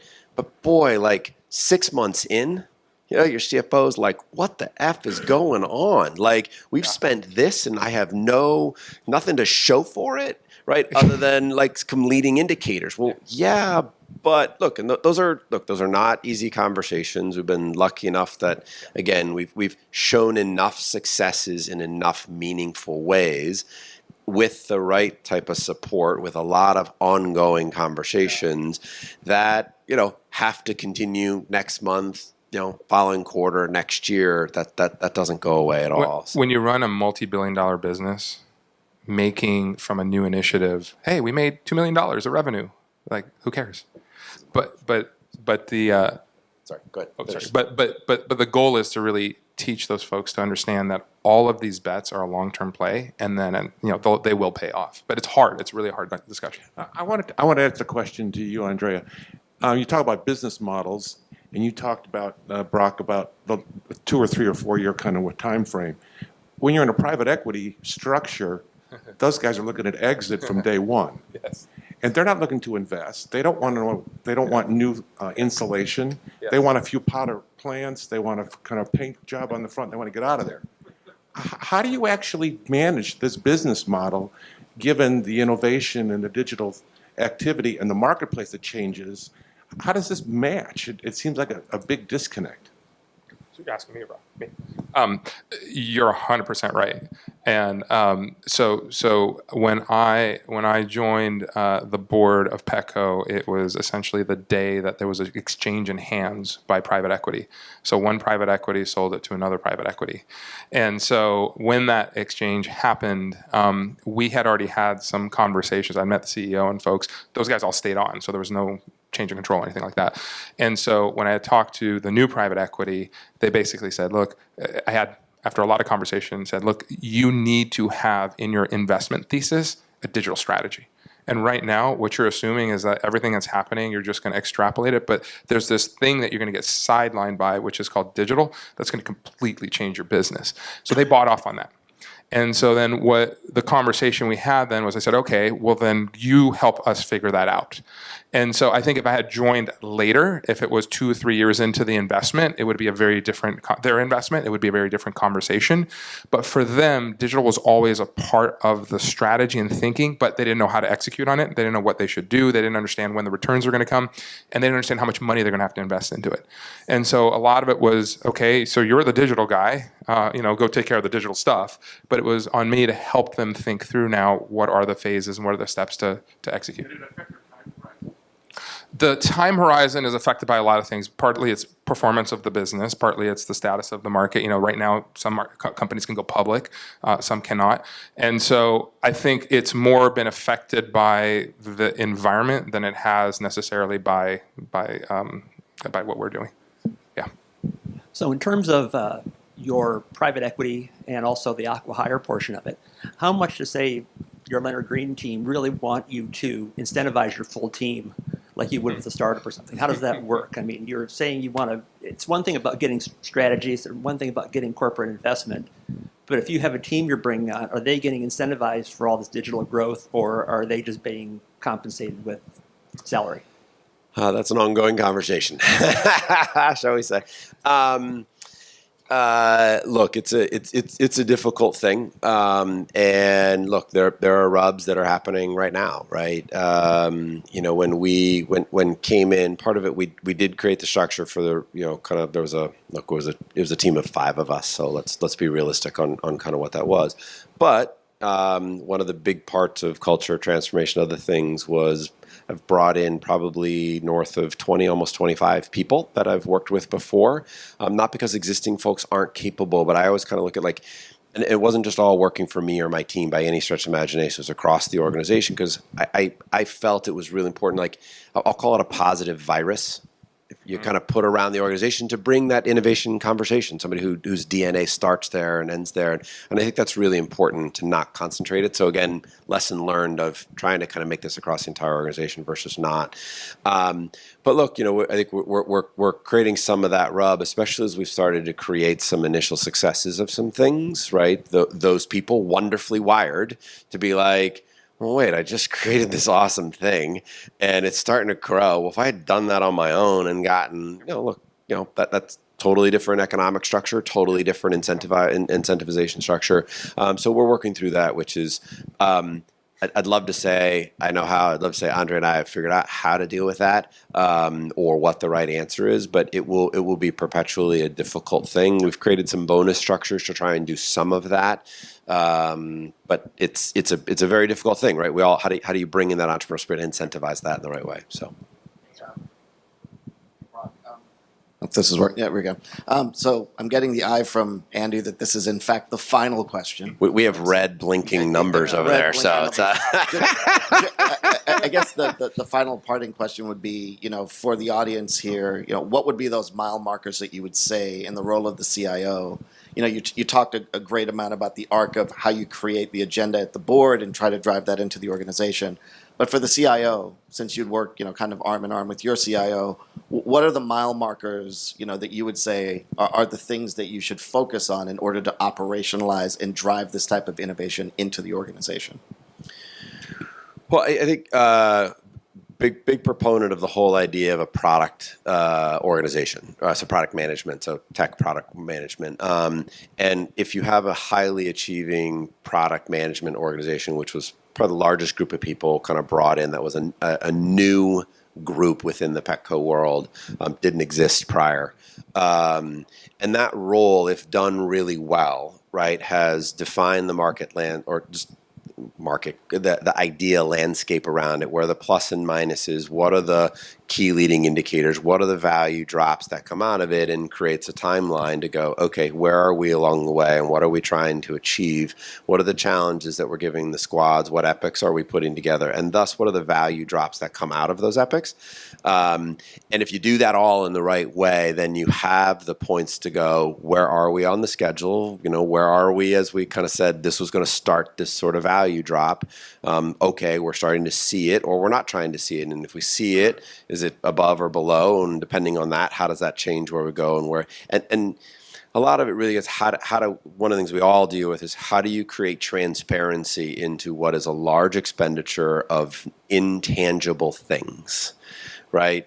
So, you know, launching a new digital product, you know, has nothing tangible. Launching the Petco store that we did in San Marcos a couple weeks ago was the easiest thing on the planet, right? Now, it was our MVP for our kind of innovation cycles, but it's tangible, right? People can see it. Oh, that's what my money went to. Like for our PE investors, it was way easier. I mean, way easier than say, we spent millions of dollars building an API layer, which we didn't have. And they're like, well, why do you need an API layer? Well, because we can't build anything without it. Well, what does it look like? Well, you know, that's sort of conversation. We had that conversation, right? Like, I mean, yeah. So, but you know, so those things are, you know, are what you have to do. So wherever you can make it as tangible as possible and create the time and where they see a consistency with it, because that's where the difficulty is. And so I've found when you can create that, and if you create a great product organization, hopefully it's delivering that. All right, so I'm going to take your question and kind of flip it the other way, which is instead of looking at the milestones around what's going on in projects and activities, we talked a lot, including what Erin had said around culture, right, and the change in the organization. And what I see here is there has been a creation of some level of trust and safety in that board to take these risks, right, from a group of traditionally risk-averse folks. So the question is, how do CIO members in this room start to influence and get more technology savvy people on the boards to start to understand how to transform? Go for it. Well, I don't know if I have the answer. I don't know if I have the answer. I'll give it. Okay. I swear to God, he has the answer for the CIOs. He went and addressed the board. Did you have a conversation with them? No, you didn't. When they were all together, you couldn't have a conversation. Conversation, you said later on, you went to each one, unless I heard wrongly. You went to each and every one of them individually.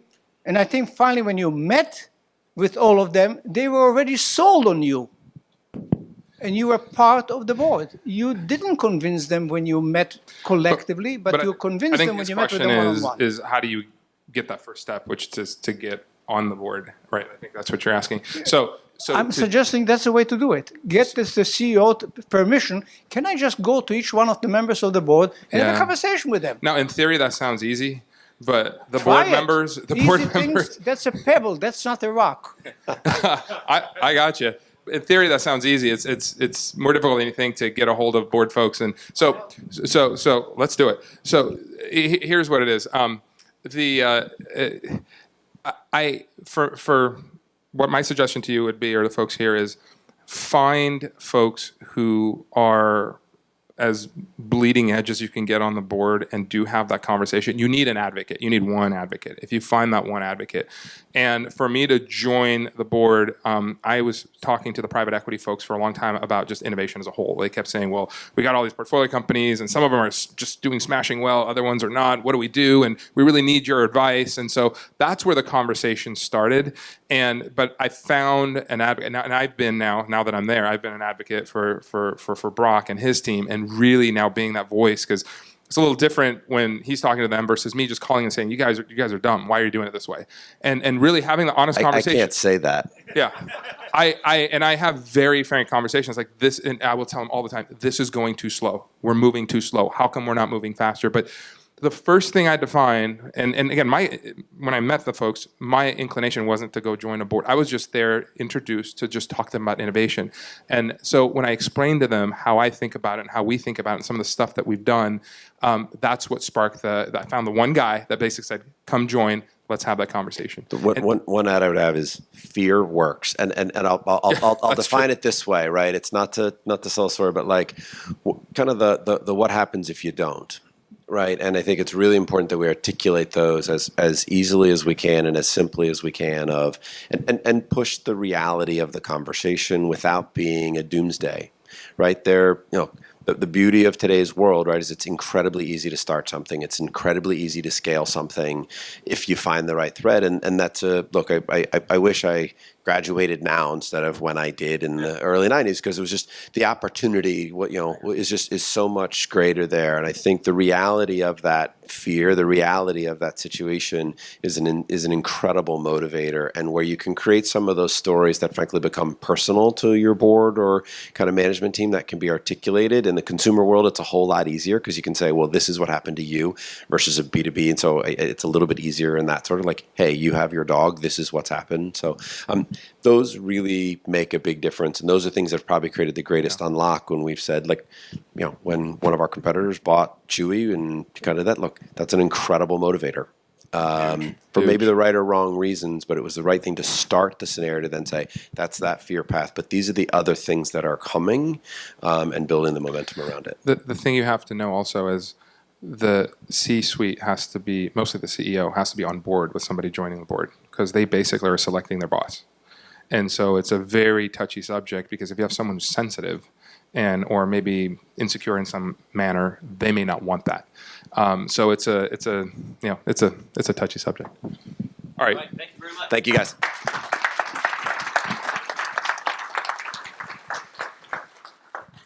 Well, thank you very much. It's one of the things that IS Associates is all about, is obviously networking, but getting to know other people, getting to exchange ideas. And I think that we've really, so far today, we've had a really good start on that exchange. And so what I'd like to do is take a minute to recognize, it's all about the members. And so to help you maybe have a different or a new conversation, if there's someone from one of the member companies that you've always wanted to talk to or meet, now you get a chance to sort of identify those companies or those members. So this is my traditional shout out. I'm going to call out the member companies who signed up to be here, and hopefully the people from those companies are here. And also just give a shout out to some of our guests so that they can self-identify, and you can welcome them and talk to them about the value that you've gotten out of being a member of the IS Associates to help us maybe recruit them. Okay, so the instructions for this exercise are quite easy. I'm going to basically call your company, and you can, give a wave or a vocalization or something like that. And the rest of you, please look around and go, yeah, I want to talk to that person. I want to talk to them about the following. So we have the Aerospace Corporation here. All right, great. And American Homes for Rent.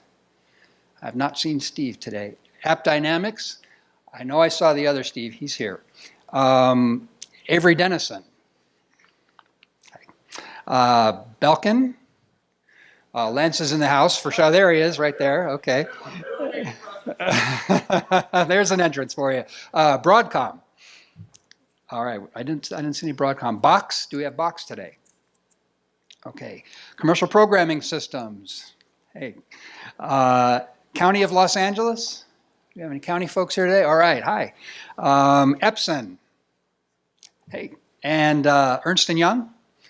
Okay. Farmers Insurance. All right. Fox, that's me. Hi, I'm Doug Getz from Fox. Thank you. Herbalife. Rich, hi. iSpace. I see you back there. All right. And JPL. All right. And LA Care Health Plan. Laserfish. I know I've seen Thomas around. Okay, he's here somewhere. Lionsgate. Magenic. Hey, hi. Molina Healthcare. And NetApp. Okay, there we go. And Paraveda Solutions. And Slalom. Hey, there we go. And Sony Pictures. Okay. Southern California Edison. Hi. And T5 Data Centers. Do we have the T5 folks? Don't see them. UCLA. Should be a big, big presence, as always, and thank you. And UTA. I know Michael's here. He's here somewhere. Walt Disney Company. Joe. And Wash Laundry. Okay. And then William O'Neill. Hi, back there. All right. And then guests today, so please welcome these folks. We have Ariento. Chris was here earlier in the back. California Resources Corporation. No. Los Angeles Clippers. Had a good talk with Charles. Good. Mobile Forming LLC. Good to see you. Thanks for coming. Monarch Landscape. Hi. And Newegg. Northwestern Mutual. Ocean X. Hi. And People Tree. Natasha. Okay, great. Well, at the next break, please talk amongst yourselves. And for those of you guests who haven't talked to me, love to have a chance to meet you in person. So thank you very much.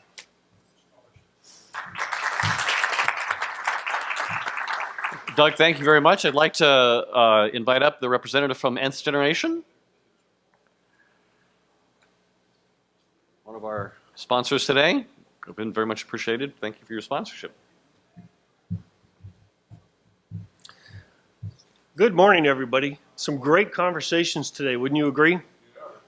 Excellent. I think so too. So, what were the things that we learned from our conversations earlier today? Digital change is coming at us. There's also a factor of people change in the marketplace. And so what I wanted to do is just introduce Nth Generation. And we're a 27-year-old company headquartered here in Southern California. Guess what? We've changed too. Once upon a time, we were kind of your normal slinger of equipment. But we've really changed and modified our business now where we're a lot more of a consultative entity. We have different services that we deliver in terms of helping organizations mature and move through a growth model. But we have engineering staff, we have project management people. We're really here to help organizations like yours move through the phases that we just talked about today. So we're headquartered in San Diego, but we have offices up in Irvine. We have people everywhere. And so some of my team members, I have Joseph Smith over here, who is one of our security engineers. I have Moise Yaffe back here. He's a principal engineer. And Walter Martinez is somewhere abouts, and so is Ed Martinez. Thank you. But the things that we do that I want to draw your attention to, and don't worry, this is the last bullet slide you'll see. The rest are pretty pictures. Nice and relaxing, soothing pictures. So we do a lot with working with our clients from leadership perspectives. As an example, we have a Chief Technology Officer, Dan Molina. He attends a lot of the Gartner places and other types of leadership forums, whether they're vendors or non-vendors. And then he's able to come and distill that down to what's talked about in terms of future tense, the digital transformation you're seeing, and then what's really working in the wild. Because I think as we heard a little bit ago, the phrase we've all heard is fail fast. But can you really afford to fail fast? So that's what we can do to help organizations like yours, is come alongside and provide counsel and wisdom as to what is working and what isn't working. We do that largely. We've got multiple labs, so we test these things. So it's not a wish, a hope, or a prayer. It's knowledge. That's me. Sorry about it. But what we've been doing is focusing on how do we change, and help people move through the phases of the industry. And so that's really what our whole team does. A little bit about the company, 27 years of stability. We're growing. We're doing really, really well in the marketplace. And it's really because we're helping our customers. And great things come from that. As I indicated, we do have labs. Oh, I guess I sort of tilted it. There are some bullets here, but we do a lot of different types of demos. So if you want to see something at a customer once that had a a system that didn't fare well, and he said, well, I'd like to see if this works, and we put it up in the lab, and I said the only requirement is you don't bring in any water or any sand, but other than that, you can do whatever you want to it. And those are the types of things that we're able to do and deliver to and for our customers. There's another picture of the one in San Diego. We have another one up in Irvine, so we can do replication, failover, all those kinds of happy things. Now, the other thing that I wanted to get to is we have a symposium we deliver, 2 days delivered down in, there's a place down south called Disneyland. We happen to be leveraging the Disney Grand Californian. So 2 days, price is right, it's free. So we have keynote speakers that we'll talk about here. Topic of this year's event is digital transformation.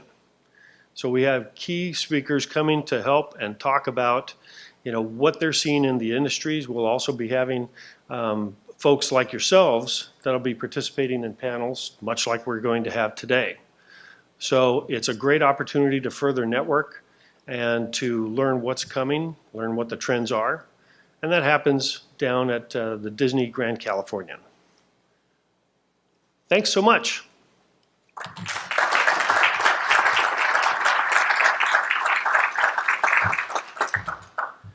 Thank you very much, and again, thank you so much for being a sponsor. Our next speaker is Dr. Willie Krenz, who is the uniquely named Chief Velocity Officer of the Aerospace Corporation, and he's going to talk about why you as a company might need a Chief Velocity Officer. Please welcome Willie Krenz.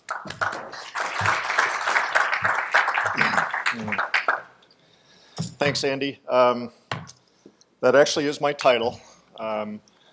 Turns out when I was named Chief Velocity Officer at Aerospace, I did a Google search. There are 2 other Chief Velocity Officers in the world. They both work at health clubs, so I think it's a different role.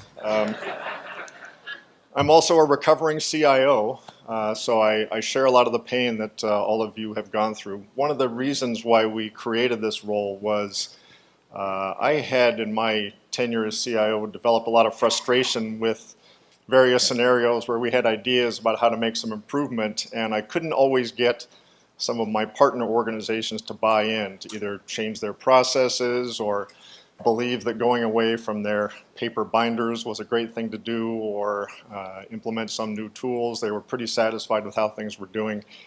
And so we couldn't make as much progress as we really wanted to. So let me tell you a little bit about the role, what I do. I'll give you some examples of what the role does and why it is important as part of this digital transformation. Let me first ask, how many of you have even heard of the Aerospace Corporation? Okay, that's pretty good. How many of you know what we do? Yeah. How many of you knew that we invented GPS? Oh, that's good. Yeah, so about 50 years ago, a couple guys down in the South Bay decided that they sort of wrote the seminal paper saying if you put precision clocks in space and you put 24 of them in a particular orbit and you had reasonable equipment on the ground, you could figure out within a few meters where you were anywhere on the planet. So that's turned out pretty well for us.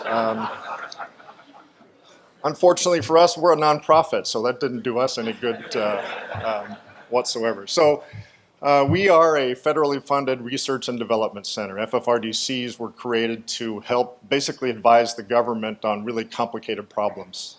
In our case, we focus almost entirely on space and space-related activities.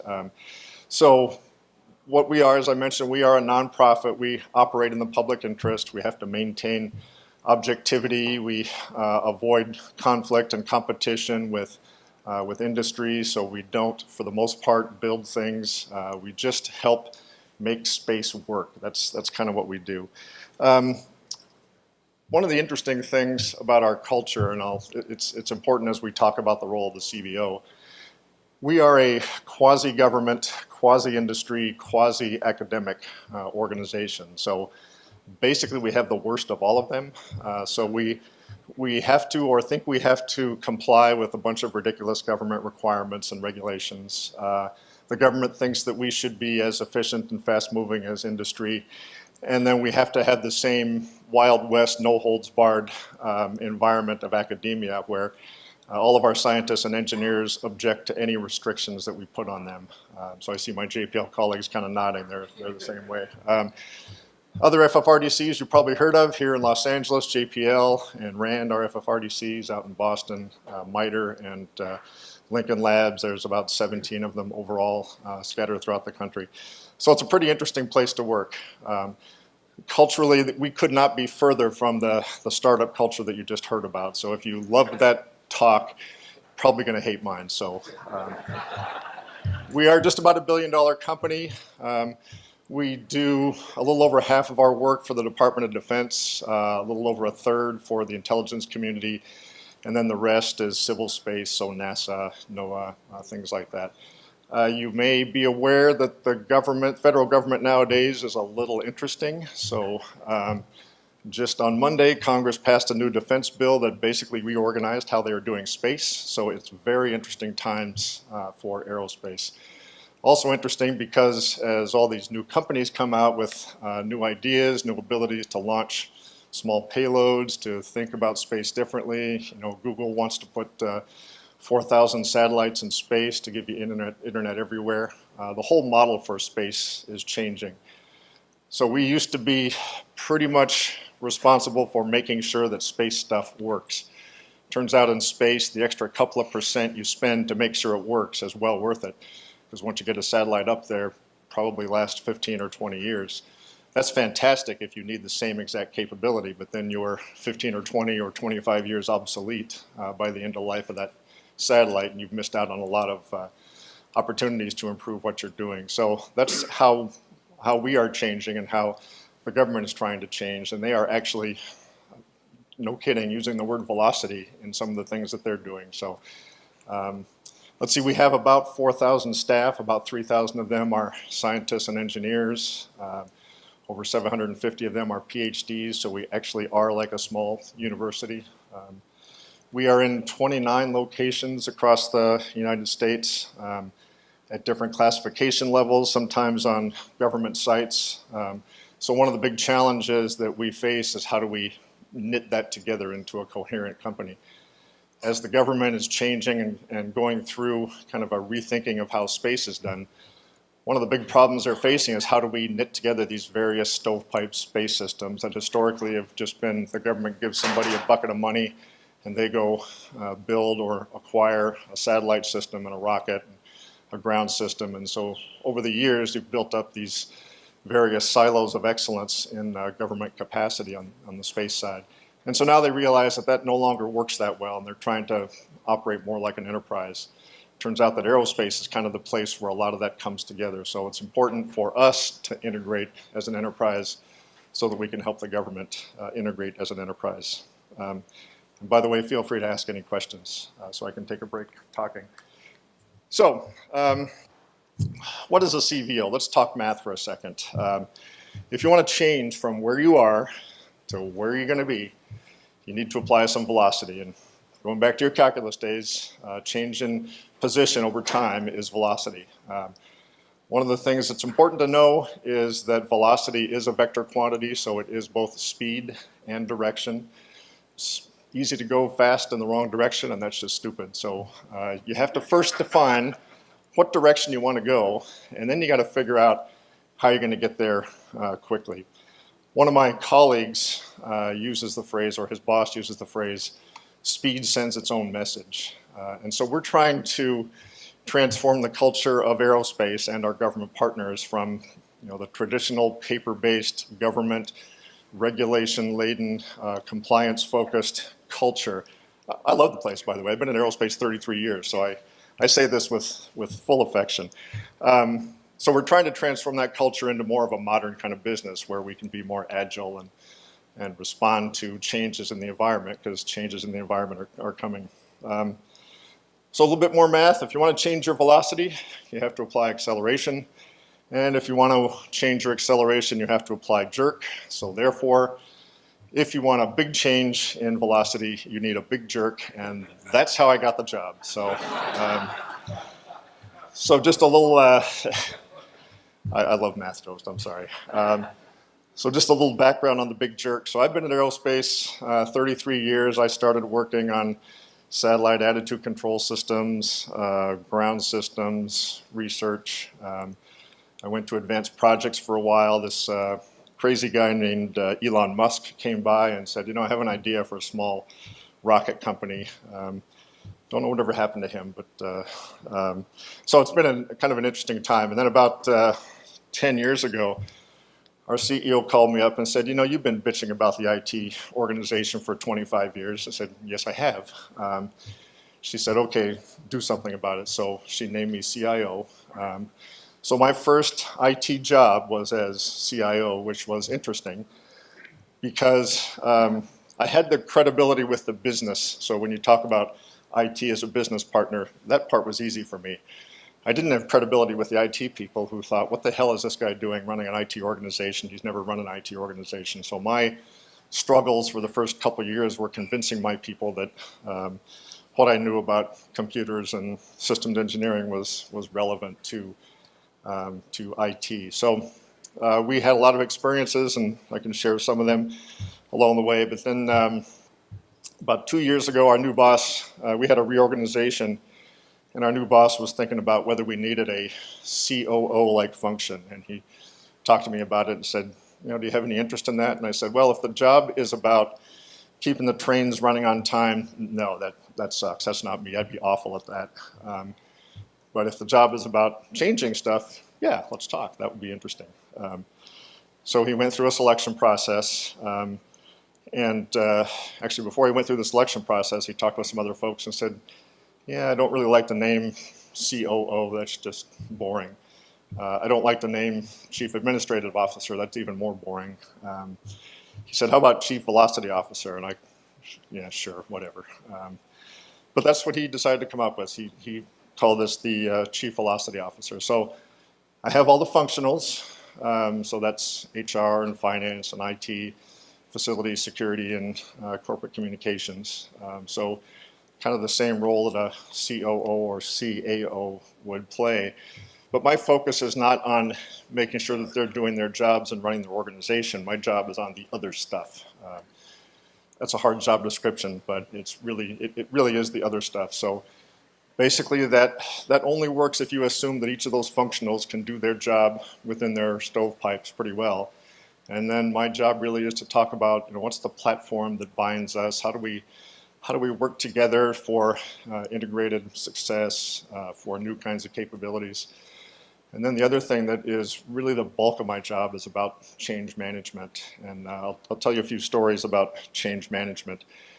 But it's really, at our company, since we are a bunch of engineers who are paid to skeptically look at anything that is proposed. So when some new person comes along and says, I had this idea where I can launch a satellite that's going to cost $20 and the rocket's going to cost $10, and I know I can do it. Our job is to say, yeah, not so much. Here's why that won't work. So we are professional skeptics, and that attitude permeates over into everything that the support organizations roll out. So every time we roll out something new, we get the same, yeah, but if you thought about this, we got 3,000 people who are doing red team activities on everything we want to roll out. It's just fantastic. So how you discuss with them, you know, what is the change that you're doing? Why is it going to be okay? Why have we really thought about the benefits to the company? And Mag, are you asking me a question already? Son of a bitch. Yeah. Yeah, I just wanted to ask you what your relationship is with the CFO, and how do you interact, and what kind of things is in his or her lane versus yours? So the CFO reports to me. She is in charge of the budget.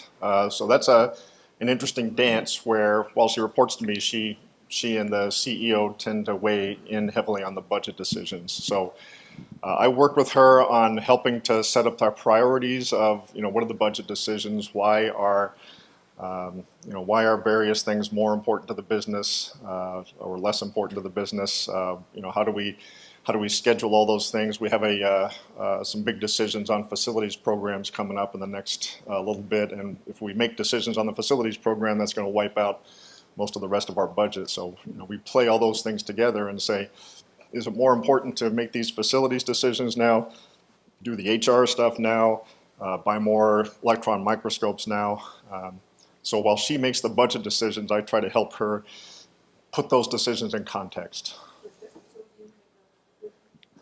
We actually have a pretty broad governance structure that involves all the officers of the corporation on a variety of committees, whether it's facilities or IT or engineering tools or other kinds of things. I'm the one who's in charge of putting together that governance structure, but really it's the CFO who says how much money do we have, of what color, and what could we afford to do. Okay, that wasn't too bad, thank you. Let's see, I think I talked about that. So I mentioned that in velocity you have to first define direction. I don't have to go through all this. This is probably not too far off from what a lot of you have. It is important, as I mentioned, for us to have kind of that one company feel. And since we have 29 different locations and some of them are on government facilities, we have in some locations limited ability to make the place look and feel like a familiar company. But one of the things that we are really trying to do is to enable more transfer of people between locations and between organizations. And historically, since these locations have kind of grown up organically, it was a big change to go from one to another. The culture was just different, the look and feel was different. Sometimes the processes were different because the government regulations were different. So part of what we're trying to do is to bind a lot of these things together, make more universal processes, make more of them digital, make more of them faster, and give people a sense that no matter where they are in the company, they can kind of recognize the culture and look and feel of the place, and have a consistent user experience, whether you're on the IT system or in a particular facility. The colors are kind of similar, the corporate imperatives are kind of similar, and so that's basically the direction we're trying to go, is to integrate a variety of things here.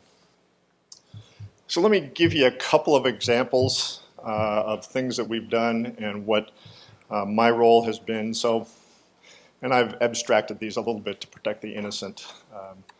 So number one, automating a process. Somebody says, I have this paper-based process, and trust me, we have a ton of paper-based processes, which still baffles me, but we have a variety of folks at our company who believe, rightly or wrongly, that the government requires paper and wet signatures in a variety of areas. And as you start to have 29 different locations, you can imagine if you have 6 or 7 people that have to sign that thing, that takes a long time to get anything done. So we are trying to change that mantra. So we have a customer says, let's automate this process. We've been doing agile development for about 4 years now. It's working really well. We get those customers together with our dev team. It's been really interesting for the customers to learn the value of agile and the kind of 2-week release cycle approach, which is much different from how we did things 6 or 7 years ago. So they say, I'd like to make this process improvement. Yeah, great. Is that going to change the user experience? Is that going to change the impact to our technical staff? And while our technical staff are incredibly technical, not all of them are incredibly IT savvy. So they use the tools in different ways, and if we put out a tool that is not effectively used by the technical staff, then we've wasted our time and their time. So we put a lot of thought into what is the user experience? Is this part of how the user would normally do business in the course of their work each day? So our org kind of orchestrates what is that user experience, what's the branding, what's the look and feel, how does it fit into other tools that we have? Is there somebody else who's impacted by this change? We have to kind of reach out and bring some of those things together. As CIO, I could do that a little bit, but I didn't really have enough authority to be able to bring a lot of the other orgs together. We love to, since we're engineers, we love to instrument processes and see what kind of data we have and look at it. So we say, IT, you're going to instrument this process so that we can see how it's doing, and then the rest of us in the relevant parts of the process and the CVO organization will try to figure out what are metrics, what does good look like, what's our progress. So I have a picture here of one of our processes we automated about a year ago in procurement.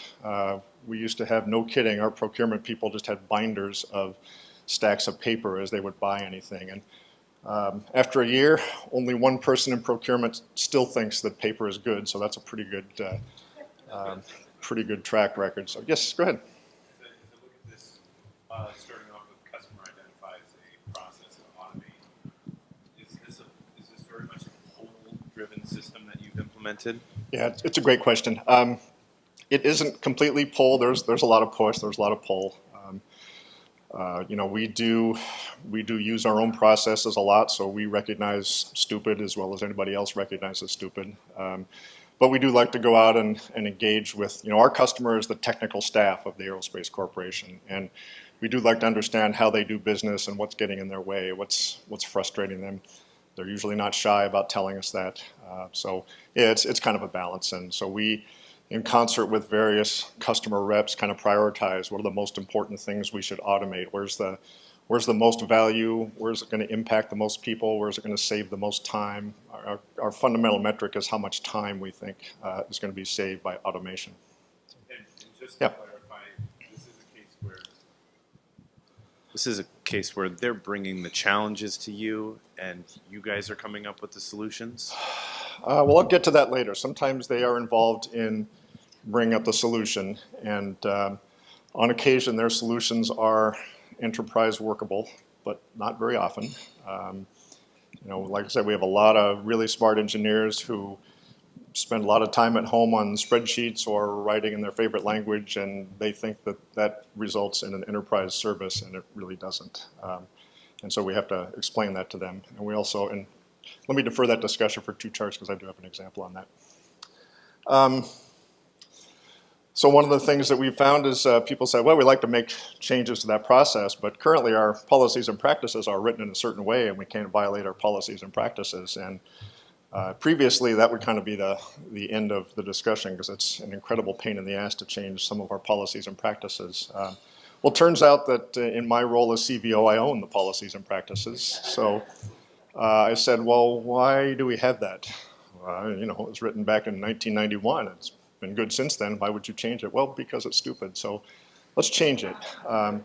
So we actually embarked in concert with legal on an effort to just rewrite our policies and practices. It's been 25 years since we did a major overhaul, so we're doing another major overhaul of them because it was getting in the way of us doing smart things.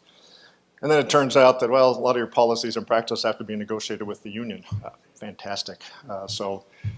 Because I know most of the union leadership, because I've been in the company for 33 years, I get to be involved in union negotiations well to try to get them over the hump of explaining why this is a reasonable thing to do. So this is something that's repeated fairly often, and the sort of thing that as CIO, I didn't quite have enough reach to be able to get some of these other things done. So and I'll just give you a pro tip at the bottom. Automating a bad process is a terrible idea. We've had lots of opportunities to do that, and we have just, you know, sometimes people say, I want this process automated. You know, you really don't. That process is stupid. We're going to change the process and then automate a better process. Another example, so again, kind of genericized, a service org says, I need a new service platform.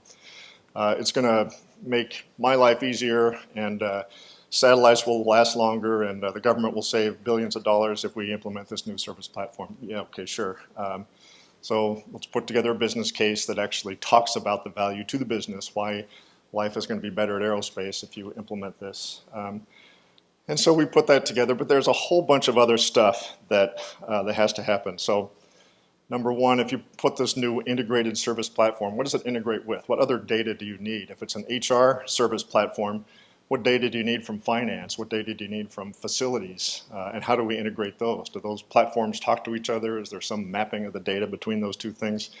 Let's get all these folks together. That's a little bit of an IT problem, but it's really a process problem and issue, and a cultural issue within the functional orgs. So that's kind of my job, to help enable those folks to discuss. What are the staff implications? Do we have enough people with the right skills to implement that? And perhaps more importantly, if we roll out this new change and it impacts a bunch of our technical staff, are the technical staff going to be able to learn it?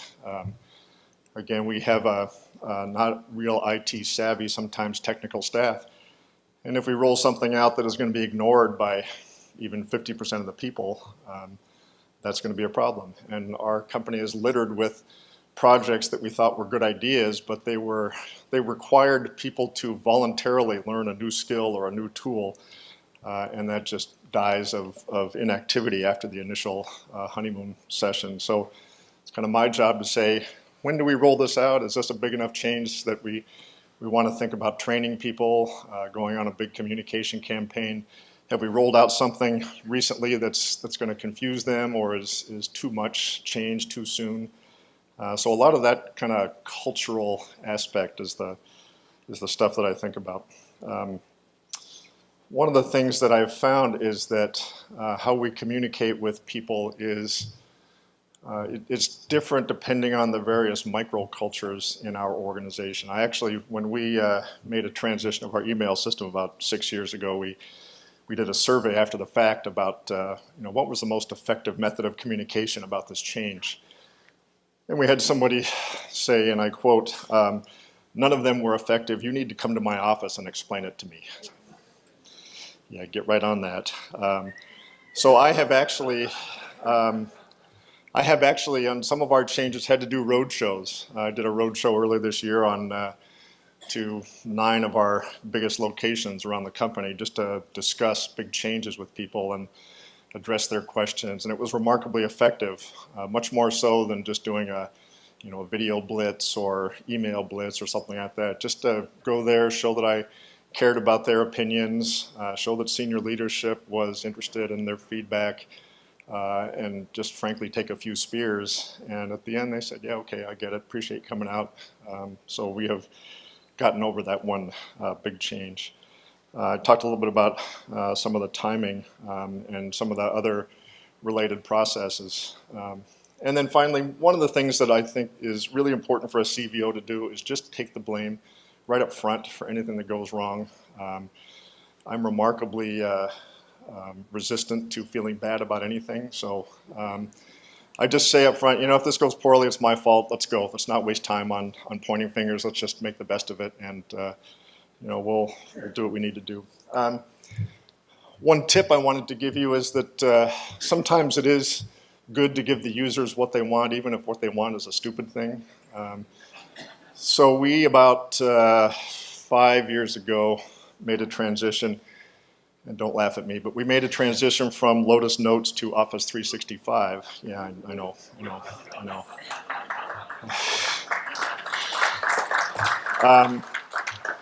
Now, Lotus Notes had a favorability rating of about 2% for the entire time that we had it, up until we made the transition away from it. And then, like 70% of the people said, I miss X feature in Lotus Notes. It was really a good thing.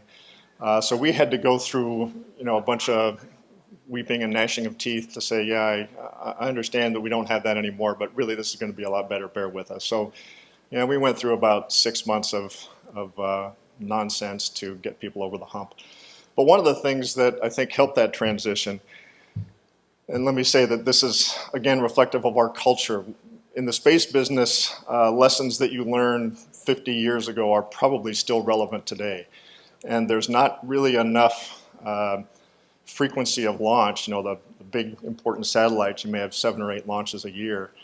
And that's not really enough to have a high cycle learning rate. And so a lot of the things that you learn, some of the subtle problems that may have happened 25 or 30 years ago, it's easy for people to forget that. And one of the things that is unique about our company is we have incredible longevity. And so people do remember those lessons from 25, 30, 35 years ago. I mean, me being a 33-year-old veteran at the company, I'm nowhere near the top people at the company. We have folks who've been there 50, 55 years. So, but what that means is that people have used their email system as their information repository. And so when we made the transition from Notes to Office 365, we had to talk a little bit about, how much email do we actually transition? Our consultant said, just cut them off and start fresh. It's really much easier. And man, that would have been just an incredible pain in the ass. So we said, all right, well, how much email can we transfer? And it was like, well, half a gig, maybe a gigabyte is enough.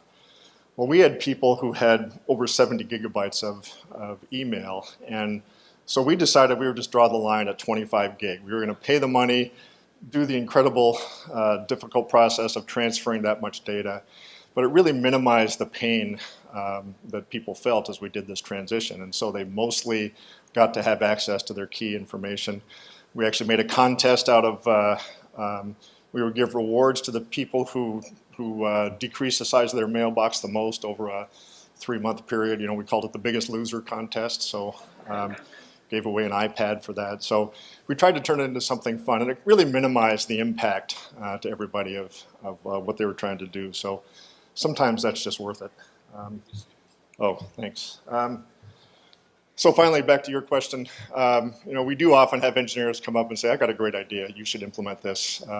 Corporate-wide is going to solve 1,000 problems. And so my role, again, I've been in that position. I've made suggestions as a closet software developer earlier in my career, and so I could talk to those folks about, you know, have you written it in some language we've never heard of? You know, are you a COBOL programmer? And then when you turn it over to us, we have to maintain that.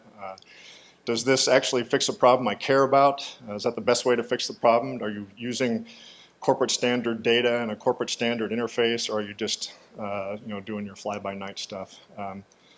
So there's a lot of conversations about appreciate your input, great idea, here's how we can make that work, here's what we can do within a sustainable enterprise scale thing. So we had those battles quite a bit, and because of my long tenure with the company, and especially on the technical side of the house, it's easier for me to have those conversations. So as I mentioned before, you know, engineers can develop enterprise scale services as well as you all can develop rockets. So we try to tell them that all the time.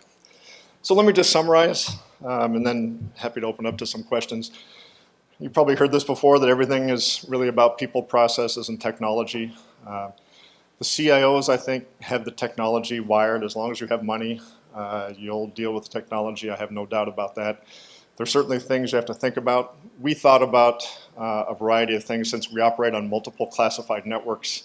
Sometimes software licensing is complicated because you have to duplicate the license on different classified networks.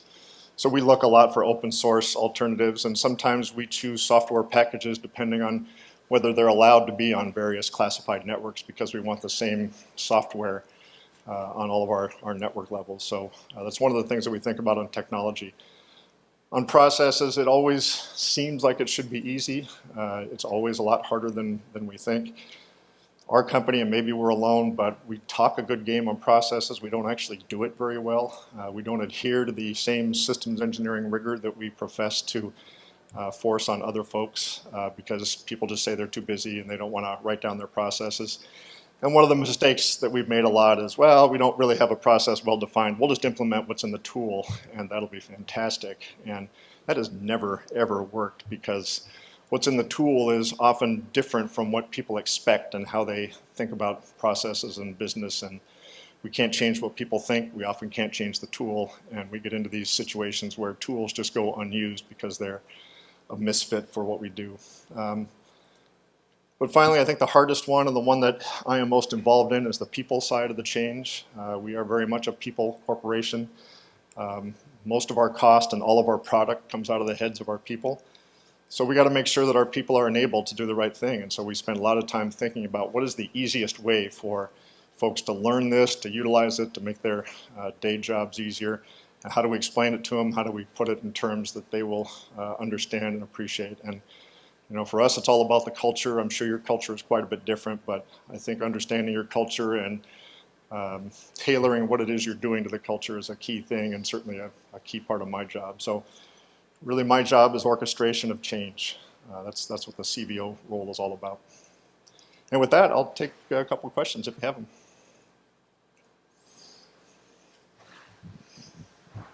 So you've been with them for about 33 years. Yep. Do you think if you didn't have that background and that tenure with them, you would be able to do the things you did? Or how long of a tenure would you need to be able to achieve what you're doing today? So let me obliquely answer that. You know, the advantage of someone coming in without that much tenure is they haven't grown immune to the various stupid things that we do like I have. So they, you know, we have a CEO who came in from the outside, and he came in rightly questioning, well, why do we do it that way? And didn't always have a great answer. So there's always value in having someone come in and give a fresh perspective. But again, for our culture, we are so skeptical about everything, including the services that we roll out, that being ready for that and developing a thick skin with a lot of years of talking to the people and being one of the people who are most skeptical, I think that's pretty helpful. And then I've been in various organizations around the company, so I kind of understand the work styles and workflows of each of those organizations. And so it's been helpful for me to tailor what we do to those individual workflows. So, there's pros and cons, as with most things. So sorry for the Weasley answer, but.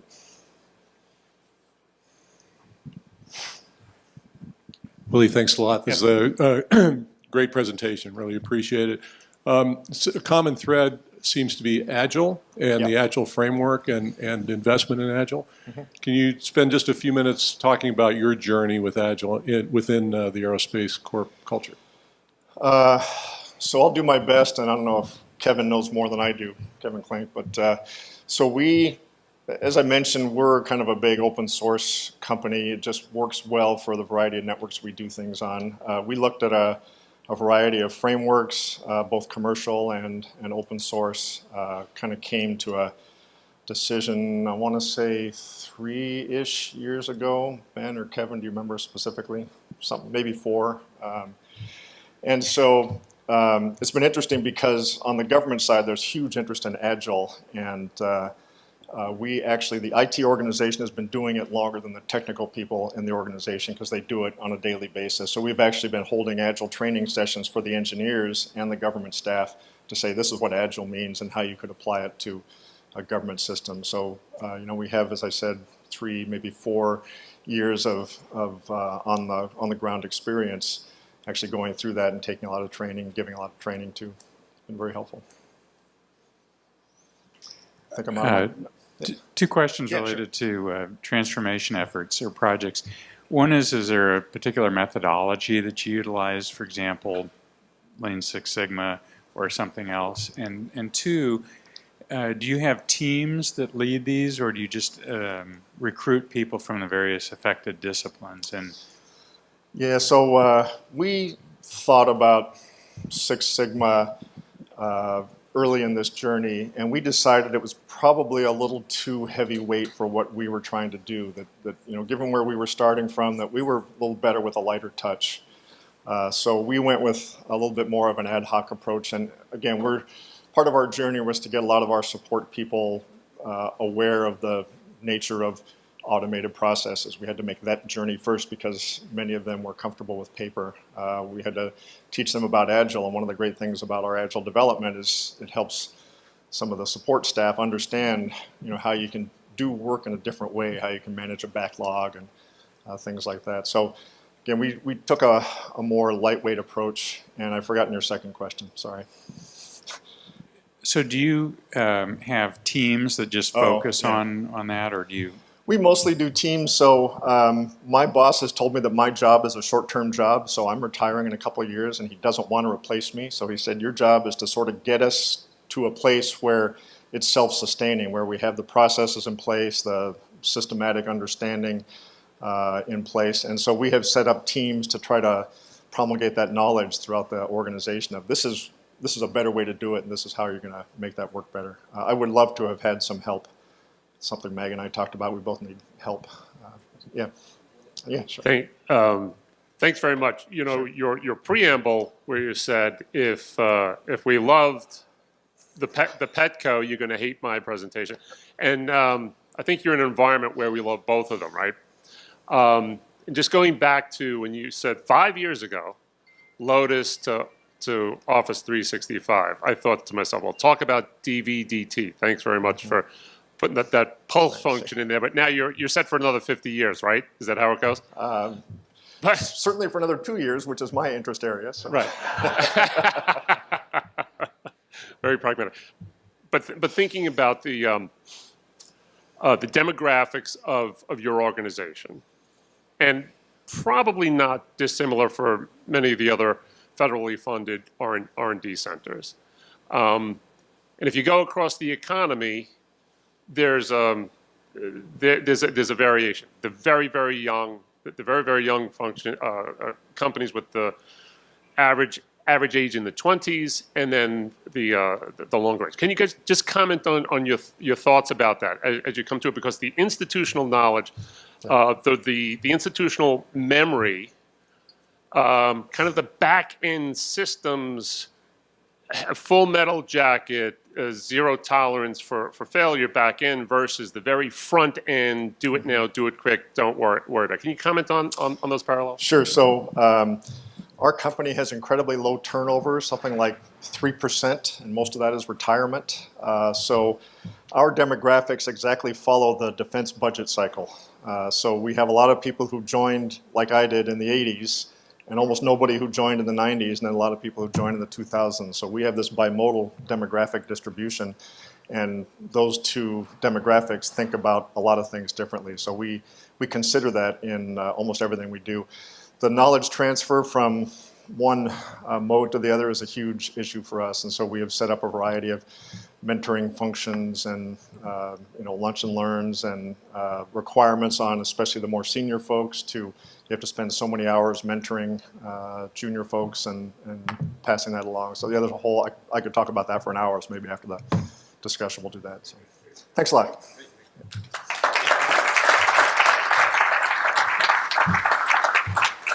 Thank you very much for a very interesting presentation. So our next session is going to be a panel discussion. And in addition to two of our prior speakers, I'd like to introduce Lance Ralls, who is the Chief Information Officer of Belkin International, who will join our panel to be facilitated. Lance. So if Willie and Brock, if you'd come up, and Erin, so our facilitator, we will get this panel kicked off.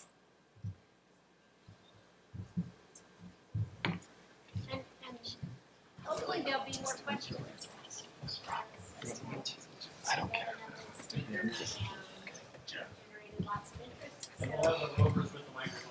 I love so much you had to say. So.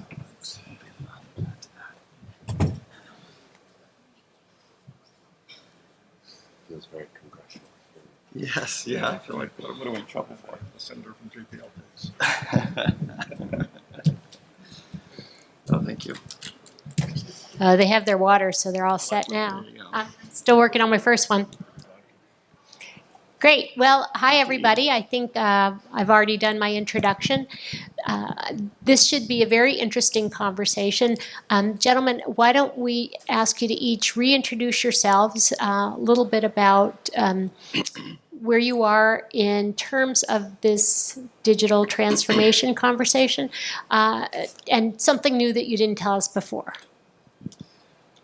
So Brock Weatherup, you probably heard more than you wanted to about where we are in the digital transformation. I'll more save it for questions. How about that? So I think you guys know where we are and what the cycle is. Yes, but what don't we know about you?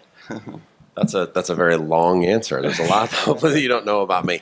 In today's digital age, I guess it depends on our data download. I think there's a couple things on. Actually, I appreciated what was said earlier about the stuff that you try and do. So one of the things we saw like I said, when we first got to Petco, we didn't have an app, which was just kind of like an unexpectedly unusual thing to not be there. And so to make it a commerce app was pretty hard. So and to develop that on the systems that we had. So we actually created a pet selfie app. For those of you who have pets, you've probably taken pictures with your pets, and people like looking at pets. It's, I think, the reason why YouTube was so successful on crazy cat videos. So, and we put it out there just for fun. We literally hacked it together, put it together in 30 days. Within 3 months, it had 6 million pet selfie likes in it, in just one of the more crazy, stupid stuff that you try that unexpectedly works in some respects. But we wanted something that was out there in the app world, so we at least said we had something. So I think those are important to do because they also built confidence in being able to bring things to market. Mm-hmm. Cool. Lance Ralls, CIO of Belkin International for the last year. So thinking about evolving as a CIO actually made me think of, as I walked up the stairs today here, I saw the new student orientation go left, and that was me 28 years ago here at UCLA. Dave was a classmate back then. So I grew up in a small rural farming community in Central California, about 5,000 people, and I got a couple great quotes that tie to CIOs and evolving from the great coach, John Wooden. But before that, I was at orientation here, and we were going around, and why are you going to UCLA and all of this, right? And everyone had their reasons. I was the first one in my family to go to college, and so I was like, well, I'm going to UC Los Angeles. And everyone's like, what the hell are you talking about? It's UCLA. And I'm like, oh, okay, that makes sense. I knew nothing. A few minutes later, music's going on. They're taking us around, showing us around. Someone says, you know, I'm going here because of John Wooden. And I said, oh, who's John Wooden? And it was like the whole campus. Like I felt like, you know, Jim Carrey in the Truman Show. It was like everyone just like zoned in on me. But, you know, so speaking of evolving from there to now, and obviously being a huge UCLA basketball fan of Wooden, so Wooden had a couple great quotes that tie to us as CIOs. He said, things turn out best for those that make the best of the way things turn out. And I see that every day in us dealing with CIOs. And some of the comments, and Willie, I love some of your comments and what you're dealing with, but be quick, but don't hurry. So that in this digital transformation age really resonates with me being back here at the historic Poly Pavilion. I loved what you had to say about velocity and, you know, having business versus IT. It is so critical in that and the process and change management when we're looking at digital transformation. And we're going through that. We're a consumer electronic company, so we're constantly evolving. We're battling in the IoT space right now with our, you know, home networking routers, our home automation. We've got a brand new product, Fin, that is a water intelligence solution, which is very critical to us here in California, that can detect leaks in your home water pipes and notify you via an app, and then shut your water off if there is a problem before it becomes a big problem. And so we're battling that, and all the while, so we're evolving, doing all of this, and then it's crazy that you bring up Lotus Notes. We're currently in a position of being acquired by a $200 billion behemoth Foxconn. If you all know that this Taiwanese-based company, 1.3 million employees, it's just not a lot. And they have Lotus Notes. They still have Lotus Notes. So maybe you can help them out. So we are not going back to Lotus Notes. That is one prerequisite in this acquisition, that we will stay with what we have. But it'll be fascinating because I think we evolve both forwards and backwards when I think about that and what's going on today in the digital transformation world. So you probably know everything you need to know about me in the last 10 minutes, and if you've already forgotten, then you're probably not going to remember the rest of it. But mentioning John Wooden brought to mind two stories. Number one, the only thing my sister and I would ever fight about when we were kids was which TV station to watch on Saturday night. And I always wanted to watch UCLA basketball, and she always wanted to watch The Love Boat. So we came to blows many times. Could you sing that for us? I'm a huge fan of John Wooden. I actually use that phrase, be quick but don't hurry, when I talk about velocity to my folks, because, again, we come from a very risk-intolerant company, and so that permeates through to the support organizations as well. And so when I tell them you need to go faster, they say, but there might be some errors. And yeah, but do I really care about those errors? You know, what are the things that are really important for the business, and where can I shave off some steps that aren't really adding any value? And, you know, again, just be quick, but don't hurry. I use that a lot. Yeah. The coach, always a voice. You come in this building and you can't help it, right? Wonderful. So I have a number of questions, and I will say that what I'm picking up from these questions is a real focus around organizational culture, change, and structure. So I think what you'll hear a lot from the audience through these questions is, you know, how do you deal with culture? How do you change culture? How do you organize for change, and so on? So I'll start with the one that's on top. How does diversity and inclusion impact a company's ability to innovate and produce products that connect to a diverse customer base? So who would like to start? Well, I'll start with it. Look, I mean, the fundamental part of our world, especially around innovation, is you have to have people who come at problems from different perspectives. And the importance of making sure that the people that are sitting around any table at any time to not be the same group is critically important, because otherwise you're then solving for an N of one versus an N of many. And that is just, to me, the fundamental of all of it. And the importance of facilitating it, the importance of fostering it. It's the balance of how do you bring process so that you create kind of, you know, some level of strict follow through, while also allowing for the adaptation of things to be creative along the way. And that's it's a constant thing, but it's a required must. And I think that's the biggest challenge for us as leaders, but also leaders in organizations, which is how I work with person A needs to be very different how then I work with, you know, person B or person C. If I've created a great diverse group of people that I'm working with, because person A reacts really well when I challenge them in front of them, the person B will run away if you're challenged right in front of them, and you need to kind of foster and care and feed and water. And, you know, every one of those are different, and how do you leverage that? But it's the only way to create breakthrough to new things, because if you're all the same, then you're going to end up with one answer. So Belkin produces products for your end consumers. Does diversity within Belkin impact the outcomes? Yeah, absolutely. I mean, it's so important for the diversity. I always bring up the beach ball analogy of, you know, you put a beach ball in the middle of the room and someone sees blue, someone sees yellow, someone sees orange. They're all correct. They all are looking at it from a different perspective. And that diversity of different genders, different backgrounds from different regions of the world, that is so important to how we look at a problem and try to solve that problem, to your point. And when we get in a room of really looking at what's needed, what's out there, what's going on in the world, whether it's the products or in IT, and me being a new CIO there at Belkin, I think another piece to this that was important is to build up that trust quickly with those diverse groups to be able to speak up. You may have an introvert in your group, and you've got to pull out something from them. They're usually the smartest ones in the room. They're just not the loudest. And I've made that a point of, you know, letting my team know, don't be a bobblehead. I don't need bobbleheads here. I want to be wrong. You need to come and tell me what is wrong with this problem or this situation and how can we do it better.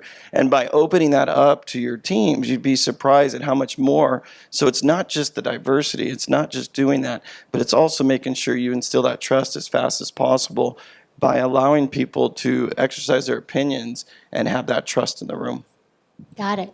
So I'll shift gears for I just. have such a great answer. Oh, well, then bring it. So our fundamental business model is the fact that we know stuff that other people don't know. And there was a general a couple years ago who ran the LA Air Force Base who used to always say, it doesn't matter what problem I have, there's somebody in aerospace with a PhD and 20 years of experience in it. And so that kind of diversity of technical thought has been critical to what we do. And in fact, after the first shuttle blew up 25-ish years ago, we had a corporate-wide training program that was called You Hold the Key, that basically said you are responsible for making sure that this launch works or this satellite works. And if you know something that somebody else doesn't know, it's your responsibility to take it as far up the chain as you need to take it to make sure that we ensure mission success. And so I think that's the best part of our culture, is that we're all bound by just a common purpose of let's make sure that launch goes off and that satellite works. And people will disagree about how best to do that, but it's all with a common purpose in mind. Yes, and think of all those MBA students that have had to study groupthink based on that Challenger model for the last 25 years. Great, painful, but wonderful opportunity for learning. So back to my little shift, you know, we just talked about how does diversity impact the products that you create and your end result. And one of the ways that a lot of companies are influencing their product design is through the idea of design thinking. And design thinking being a very a great opportunity to use tools of empathy and user experience to help to determine what a product looks like, feels like, acts like. So the question is, what are some of the top approaches to identifying opportunities for innovation and innovative products and digital opportunities that you use, and which ones are really yielding the best results? So I'd love to say that there's a clear answer personally, because again, this is with kind of more consumer. We don't obviously produce direct products. I guess we do in a lot of our own brand, but I think the fostering of ideas is difficult. I know one of the conversations I always have with our teams is just, look, remember you're a customer, and well, pretty much everyone on our team has a pet. Like, you go in, you figure out what you need to do. Like, you're our customer, and when things work or don't work, or why you need to look elsewhere, or why it doesn't deliver. And I think fostering a culture that where you encourage everyone to be the customer, kind of eat your own dog food sort of concept of utilize what you have. And if you aren't using what you have, how do you make sure that you figure out what the outcome is? But we've tried lots of different things. Of do we take groups and do hackathons, and then do we do lots of customer research? Do we do just internal brainstorming? Do we create ideation sessions? And the answer is yes. You have to do all of them. Some will end up being productive at some times, and then other formats will work sometimes. And sometimes you kind of come out of one, well, that was a waste of a day. And other ones you walk out and you're like, wow, that was an unbelievable 2 hours, but it was the same concept, but it was just a different time or a different subject or a different personality dynamic of something that happens in the room or something that's happening in the world that's motivating the conversation. I think if we all figured out kind of how to do it on a replicatable basis with great outcome, that we'd all go into consulting and make a whole different business out of it. I think for us, kind of a similar answer. The bulk of what we do is to make sure stuff works, and that is necessarily risk-averse kind of work, because any change you make runs the risk of losing $1 billion satellite. So we try to cordon off people who are innovative, and we have ideation sessions and all those same sorts of things, and let them go off and do some greenfield kind of thinking and out-of-the-box kind of thinking, and then bring it back and talk to the rest of the folks who have more boots-on-the-ground kind of experience. And while a lot of that greenfield thinking doesn't necessarily lead immediately to product, it has, and we have a very recent example I wish I could talk about, it has kind of spurred some other ways of thinking about how we do our business. So same answer is basically yes, all of those. Do you have a way that you bring those greenfield ideas into the mainstream? I mean, I would... Yeah, and it's a similar answer actually as well. And from our perspective, we're relatively flat and relatively nimble. So our CEO of 35 years and the founder of this company that started in, he actually quit UCLA, interestingly enough, quit UCLA to go create this company out of his parents' garage in Hawthorne 35 years ago. And so he's very open. That's a badge of honor for UCLA. It puts us up with Stanford and Harvard, I believe, in terms of people who quit to do big things. Yeah, he was ahead of his time, though, right? 35 years ago to do that. So, he's very open to those ideas, and it just permeates through our culture to do that, and to use our products and to give feedback. I live in El Segundo, actually, and we had a power outage yesterday, briefly, and it wiped out my Wi-Fi. And for those that have kids, I think it was in the book of Revelations that said if your Wi-Fi goes down, the apocalypse happens. So, the kids are calling me. I'm in big meetings. Our Wi-Fi's down, and it's chaos. And no concerns about the power. Yeah, they could care less about that. And didn't realize that Wi-Fi doesn't work without the power. Well, until the battery's on, all the rest of the devices run out. Right? Yeah, there you go. So it was interesting to then, I'm up late last night or this morning, like trying to get everything back online and get all that up on our new Velop system that does help solve that issue of Wi-Fi in the house and all the automation. But in our house, that means like the thermostat wasn't working properly, the smoke alarms weren't down. Like it's a big deal. And so, having that experience of that product, I'll be sharing that with our teams. Just as, nothing we can do about a power outage, but the faster you can get our customers back online, because they have 45, 50, 60 devices, some houses now that are connected to that Wi-Fi. It's important to have that understanding. Well, and I think I think that's a very interesting challenge when you take off your employee hat and you put on your customer hat. And most people who work in just about any area, one of my clients is a county, and they very frequently talk about them being the citizens of the county. And my question is, wait a minute, don't you live here too? How about, put your citizen hat back on for a minute, and let's talk about what that really means to you. Great. So let's see. How is your team structured for digital innovation? And do you use partners? Do you have a separate team? Do you, how are you organized to innovate? And maybe, again, this is more of a leadership style. It's actually fairly loose, but I don't have to worry about putting billion-dollar satellites into orbit, so my risk tolerance is much wider, shall we say.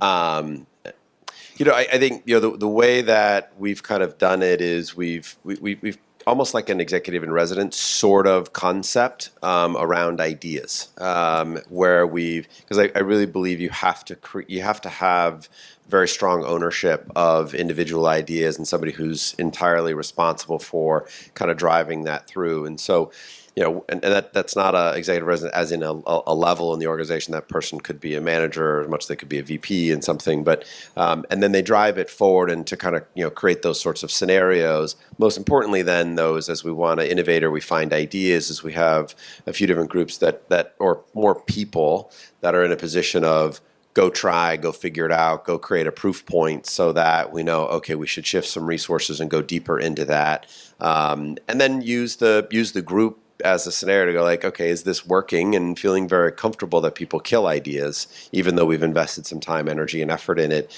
And celebrating that is also a very hard thing to do. And I think that concept is way easier said than done, because you want to make sure that you facilitate that sort of opportunity. Again, in the right environment, not launching satellites, where you want to encourage failure and you want that sort of activity to happen, where so hopefully creates the right sort of thing, or it was the right decision, right idea, wrong moment, wrong market, wrong whatever that you learn as you get into it. But it's a little bit amorphous, and I know it doesn't help anybody create structure around it, but it's a little bit amorphous, at least in our organization.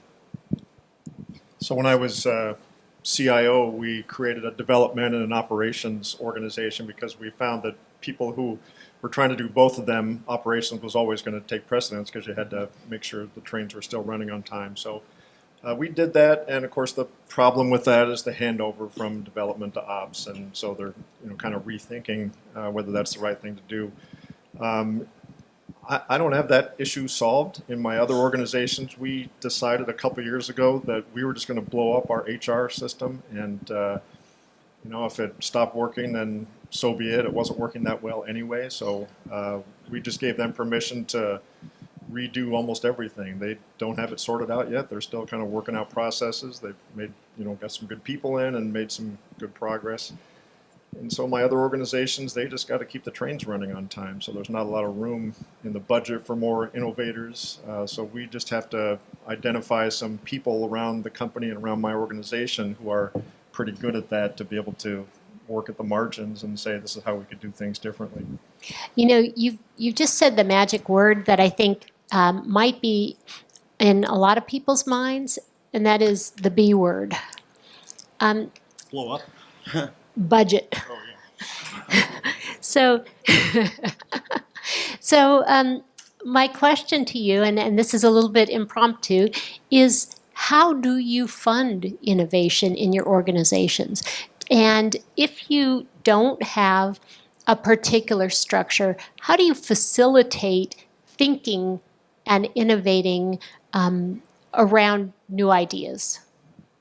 Well, so I'll take the product side first and then come back to IT, because our business is about innovating and creating new products. The one thing we always say is when a new tablet or a new phone is launched, we have another opportunity for success.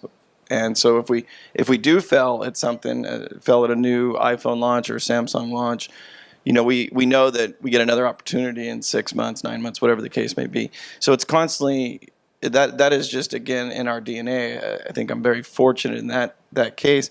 It's interesting, though, because sometimes that doesn't translate back into the IT department when you've got folks that are keeping the trains running and doing all of that, and sometimes they're not looked at as folks that can innovate in IT. I love the quote about the engineers thinking how they can do the IT stuff. And so we actually, in our organization, I would say that's been a big push for me this first year, is to open the eyes up of our team. And the CIO has so many different meanings, as we've talked about today. I think when I first got there, I would think that some may have thought that the title was Chief Infrastructure Officer, which is the one I that I don't want, right? And so, it's really opened up the eyes of just internally organization and externally. I spent a lot of time, as was discussed here, with the business in my first 90 days to 180 days, not with IT. I want to understand our business and what we were doing out there, because we have to be all these, these CDOs that are out there, and there's many of them now, digital, data, design, right? You've got to be the other parts of you've got to be the innovation officer, you've got to be these things, and just opening up the eyes of IT to do that. And that's actually a process. So we're still on that journey, and it is using outside partners, bringing in folks to talk with our team, having our team go out there and explore and be open to those ideas. So we carve off some budget on the technical side for folks to do innovation, and where I can, I partner with them to get some of their ideas and bring them into the operational side. But as I noted, that doesn't always work that well because those things don't translate. Otherwise, it's really the CIO organization that's the driver of innovation amongst my staff, because anything that we're going to do better in those other functionals is going to be because we automate it or digitize it or something like that. So they're the ones I depend on to come up with new ideas across the rest of the portfolio. And do they have the latitude with their day jobs to be innovating? Yeah, as long as I'm there, yeah. Yeah. And a follow-on question is, how much pressure are the CIOs receiving around budget reductions at the same time as you're experiencing a demand for digital transformation? And that, I would say to you guys, but also more broadly, is that something that is a challenge for the CIOs in the room? Yeah, I'll say quickly, it's constantly that cutting that budget and looking at that. You brought up the slide earlier. There was a 3% change in increase in IT budget. To me, that just gets you back to even. If you add 3% on what you're usually being charged, your employees, those kind of things, you're flat to negative if your change is 3%. So we do look for those cuts, but we usually look for those cuts to fund other opportunities. That's how I've shared that with my team. They get a lot more excited about cutting or looking for smarter ways to spend our money if I turn that back into training dollars, or I turn that back into new products, or looking to do something. And so we've spent a lot of time, and all of a sudden now I'm getting ideas from everywhere of where we can save some dollars, knowing that it's not just going to go necessarily back into finance project pockets, but where that will support either our products or what we're doing internally. Look, I think there's we all live under how do you do it cheaper and faster, and better, and better. And the opportunity and the discussion of the how do you cut to reinvest, right, is critical, kind of within our organization, and how we build those cycles so that you can cut over here to spend over here. We all go through that, and it's a very hard thing to do, because you're like, okay, well, we know this works, and we're trying to create new things that are in the future, and how do you do both at the same time is a conversation we've all had, fill in the blanks of what it's exactly about. And driving through that conversation is a very difficult thing that we all deal with. I have no remote silver bullet answers on kind of how to do that more effectively, other than look, at the end of the day, how do you translate that dollar so that it starts to show some initial results, right? Because people need to grab onto why it matters. Yeah. So we just have a couple minutes left, and I wanted to, before I continue with anything else on paper, see if the conversation that we're having right now has spurred any additional questions from you guys. So, Mag?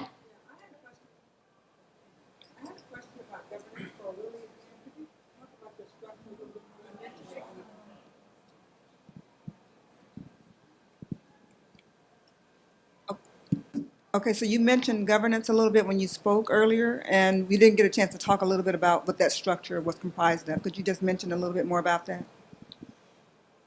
Yeah, we're not very good at it, so I'll caveat what I have to say.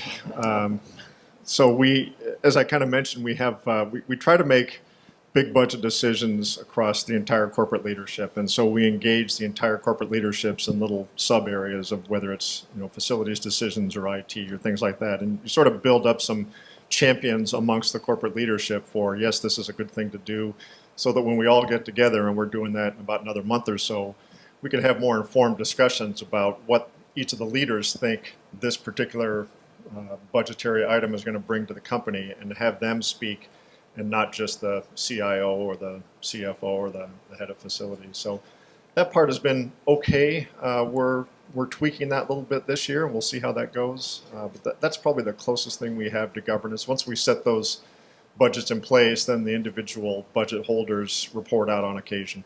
So. Now, Brock mentioned a little bit about reinvesting. If you are able to save, have you had any savings resulted from some of the automation or streamlining processes? And what did you do? Well, yeah, like they said, that's how we fund most of our initiatives. Is if you come up with a new idea and you say it's going to make the company better, it's like, okay, maybe. But if you come up with a new idea and you're going to save headcount, okay, now you got my attention. So. If you can show a lifetime total cost of ownership savings to the company, then that works a lot better. And as we made transitions from analog to digital phones, we reinvested those savings in some other things. That's how you pay for new things. Carol? So all of this innovation requires good technical people, good staff to get it done. I'm curious to know, it's a great market. Everyone's looking for the same set of skills, or a lot of the same. How do you find your people? And then once you have them, how do you keep them so that they will stay on? Look, we're all fighting for what's not a large pie, right? And the skill set, I mean, that may goes to maybe more societal, social thing of just kind of our production and training of folks that and a community and an environment where we have more people who are capable in this digital age. I think it's only going to get tighter. The more and more demand for it is just it's not slowing, it's growing somewhat exponentially in our opinion. So our way of trying to attract it, and look, we get to have fun with it's about fuzzy pets, right? And everybody loves pets. So we look, how do you use your unique things, right, to bring people in, to get people excited about it? And I think you have to find those things that make hopefully your environment something interesting. And then it just comes to, frankly, classic leadership 101, right? How do you when you bring great people in and to retain them, how do you make them feel important? Right? How do you make sure that they're equitably compensated so that they don't feel likely over or under, but they feel okay about it, and that they feel like they are making a difference in their world? Those three things will kind of make everything else be a bit of a bit of a wash, and that's how you retain people. Yeah, to me, there is no silver bullet. It was here at UCLA in January when Chris was here, and he was talking about, the chief economist talking about that we have a supply issue. We have a shortage of supply of people that can do the jobs out there. So I don't think there's anything out there. Everyone's fighting for the same resources. Often for us, it's been we don't hire for that exact skill set, which I'm actually comfortable with, because as I've told the team, technology is changing so fast. 15 years ago, you could check a list of what you needed in an SAP person or an Oracle person or something like that, and they pass all that. You just go on to the culture fit and move on. Today, I'm more interested in how do you change and how do you learn and adapt, because the skill set. And so the last couple hires we've had, quite frankly, don't even fit into necessarily maybe a Java programmer or somewhere aligned what you need, but more of, have you had a general sense of doing this, and can you learn this? Can you move forward with it? We're, I think, in a similar boat. It is nice to be in a consumer electronic company where we don't have as much of an issue of people leaving. Obviously, we got this acquisition, so we got a little bit of that uncertainty with people moving. But usually people have loved the brand and the products and being part of it. So it's really, and that flatness we've talked about where all doors are open and you can go in there. So I guess that would lead to, we keep a lot of people. We're proud of our boomerangs, we call them, where they do leave and often come back.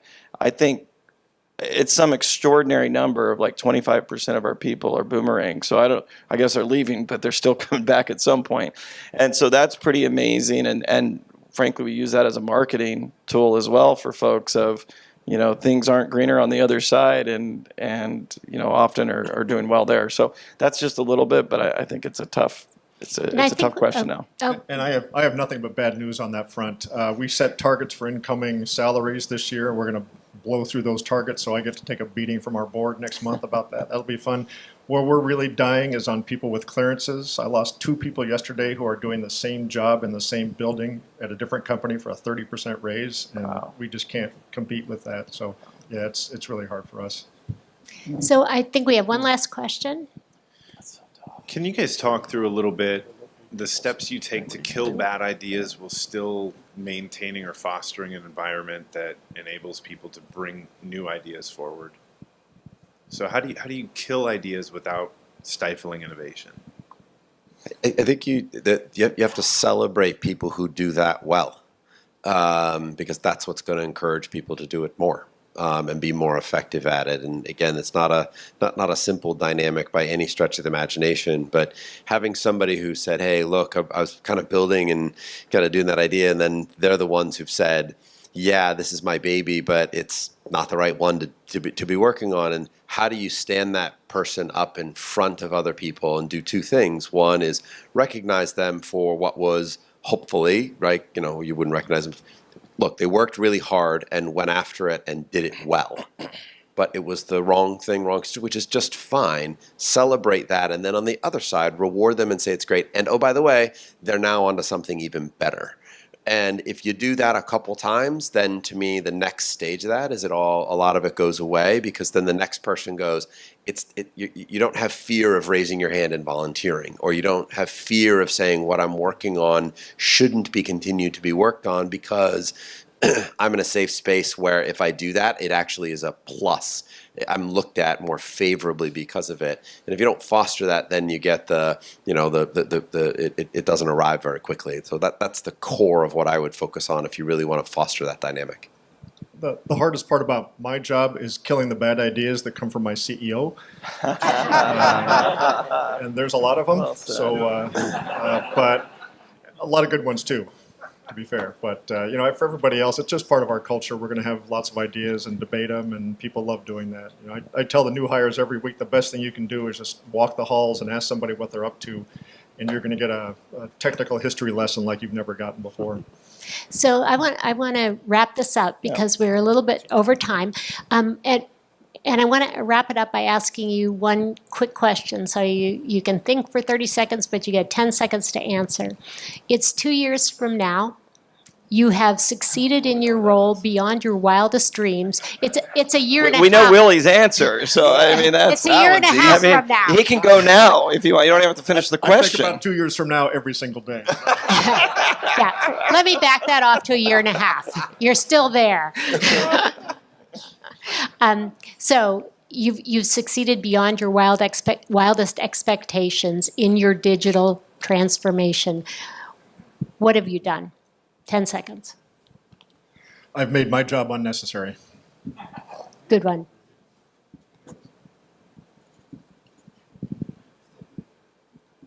I'll go with the dream that Willie put with me today, which is that the CFO is reporting to me. I'm going to dream about that for months. So thank you for that, Willie. Yeah, for Foxconn too. Right. I might be sitting in Taiwan, but it'll be. I think I'd like to realize what I thought was my original coming in sort of idea that we've created an entire organization of folks who think about innovation versus just a small group. So it was my original intention coming in, but a little bit blind and naive coming in on what that was. But I'd like to see that permeate through our 27,000 partners. Great. Well, I want to thank you all very much and thank the audience as well for great questions and great participation. Gordon Campbell, JPL. All right. All right. In closing, I want to thank all of our presenters. I cannot express my appreciation to the tremendous contribution that you gave to us to do this. It's without the presentations, that's what it's all about. So really appreciate it. Also appreciate our sponsors, because without your support, we also couldn't make the events happen with the food and all the other things we offer. Our next meeting will be in September, so watch out for the announcements in your email. You can also always go to isassociates.org. Thank you all and have a good rest of your day.